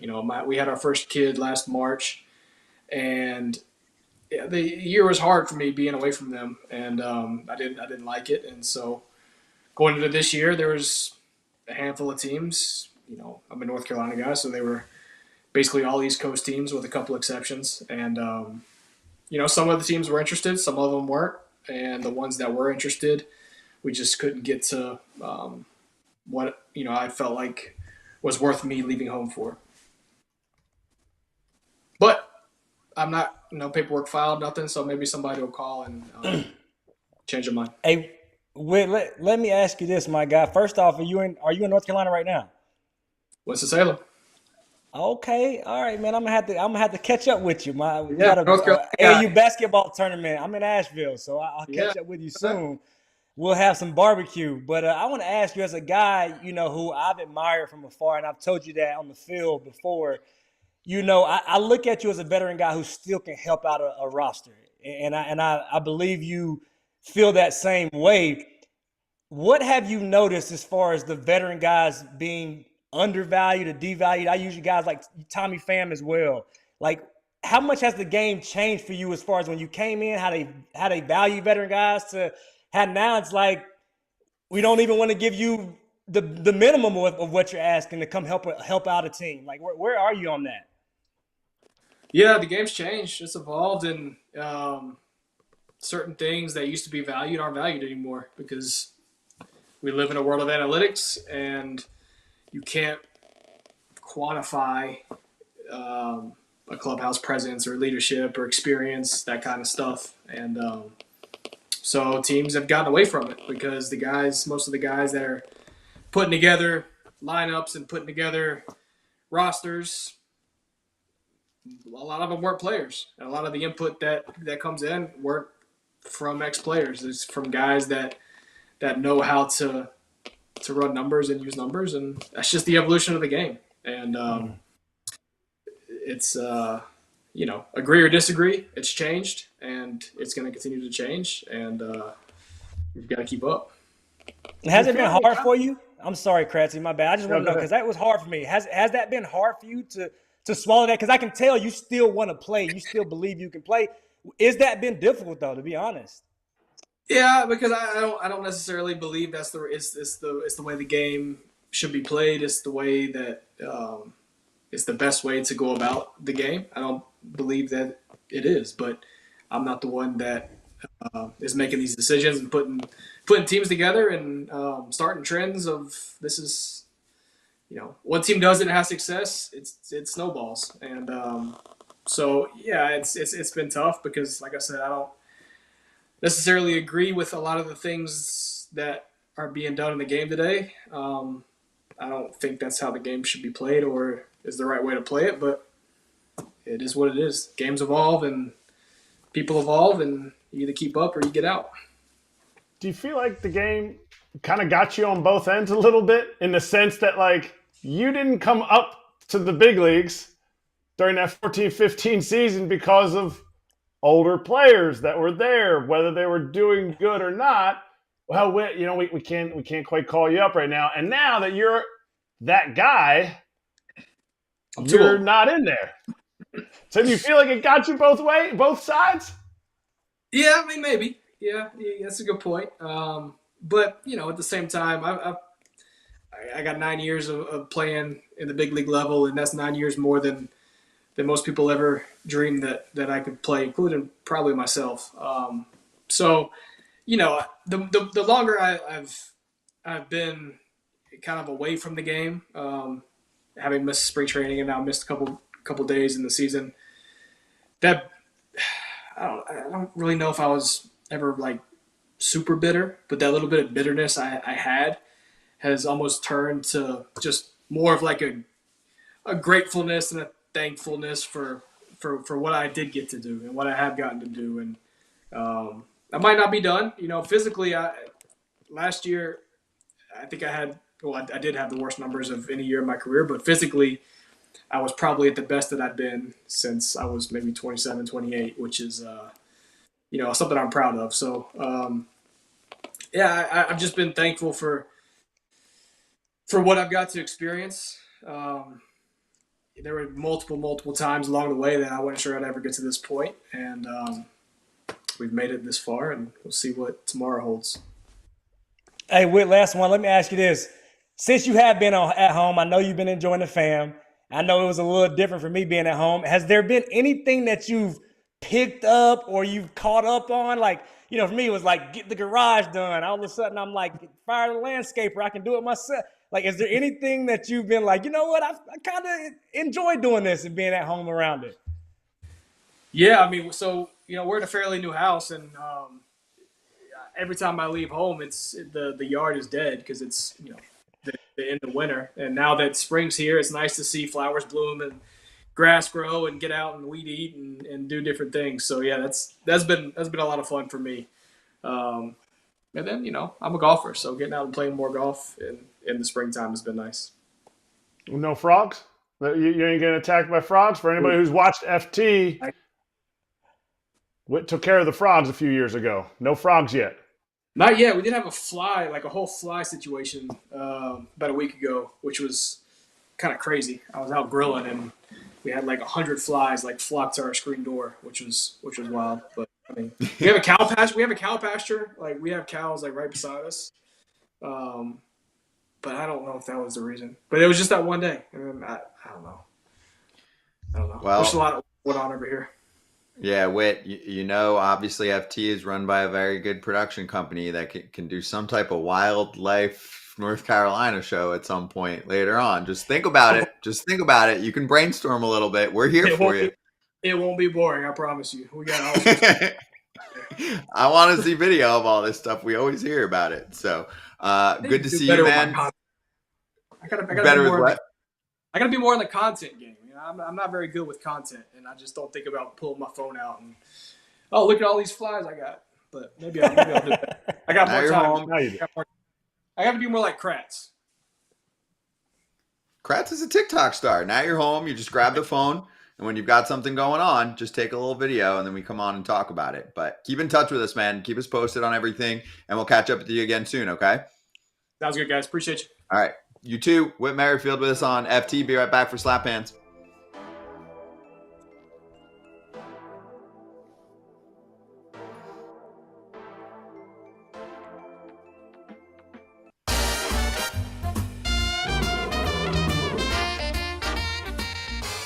BetMGM-Locks, let's get it running again, okay? Cam, you didn't have to deal with Friday's woes, so what do you got? You know what? I was struggling last year, but I tried to go the easy route, Scotty. So, when I'm picking the Dodgers against the struggling Braves at home, Glass now coming out throwing Petro, but I'm going under the K total, under the 6.5 K total, but over the run total, 8. So put 100 on that. I think that's plus 425. I'm not sure plus 425. And we're locked in. We're picking the Dodgers. I'm riding the Dodgers coattails. Okay. There you go. Kratz. I like that. Kind of an odd pick. The Dodgers winning? Not a chance. Never happens. I'm going 2 easy money lines. Phillies to beat the Rockies at their home opener. The Mets to beat the Marlins. They're going to stop the red-hot walk-off Marlins. It's coming out. Parlay that plus even money. Plus 100. Give 100 to win 100. Let's go. There you go. I'm going 770 to win 700 tonight with the Dodgers run line over the Atlanta Braves. Braves are cold. Dodgers have Glass now on the mound. He's their ace. No, wait. Snell's their ace. No, wait. Otani, when he comes back, is their ace. No, wait. No, Yamamoto's their ace. Who is their ace? Who cares? But all of I've got the Dodgers never losing again, just like we all predicted. But maybe they do start the season, 18-3. And then they're already in cruise control, just kind of making sure everybody's set and right for October. But anyway, I got to get back on the winning side. I'm doing things differently this year. I'm going a little wild, okay? AJ put a little cash in my pocket. So I need a run line, though. Yeah, I could see it. I'm going to be sweating. Kratz going to be 8th inning, 4-4, and I'm like, damn it. But anyway, I'm going to watch that whole game later tonight, so we'll talk about it tomorrow and see what happens. But the Braves are cold. They've got Grant Holmes, who they pitched for an inning the other day. I know that's not going to really affect him. He's a vet, but I didn't love that move. Anyway, first bet offer up to $1,500 paid back in bonus bets if you don't win on the BetMGM Sportsbook app or at BetMGM.com. So really, you could go even higher than I did if you're signing up for the first time. And if your first bet loses, you get the money back in bonus bets.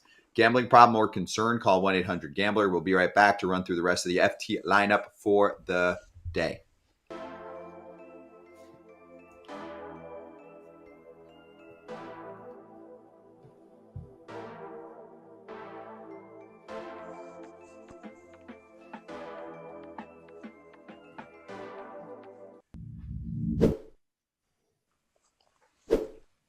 Let's slap. Kratz, you're up first.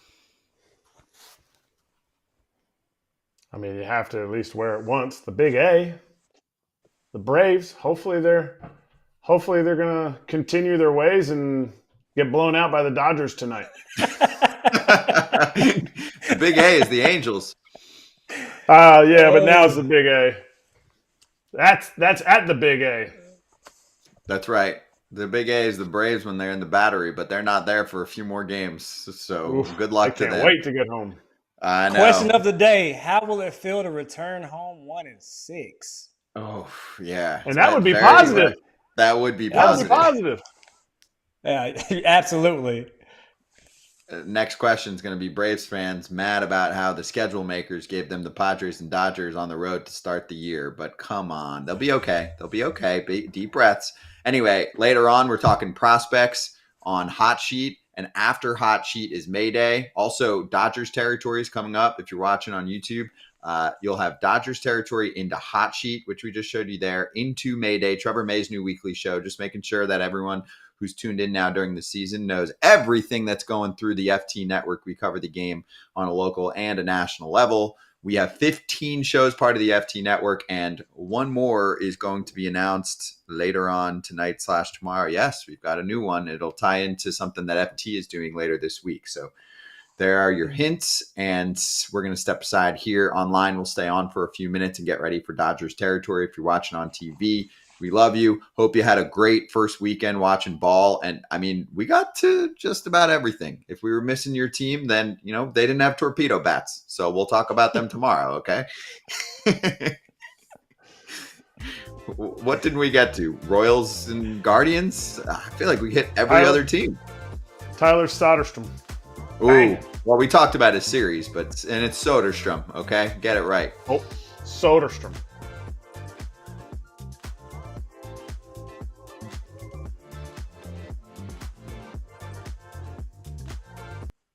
Yeah, we can do that now because we have a couple minutes. I mean, he had a big freaking weekend. I think it was 3 total because he had the 2-homer game and then one other. Was it 3 or 4? 3, 1 to center, 1 to right, a rocket to right, and then he went Oppo Taco. I think Randy could have caught that one, but just saying. That's scary. When you going all foul pole to foul pole, Kratzy, you are locked in. Mm-hmm.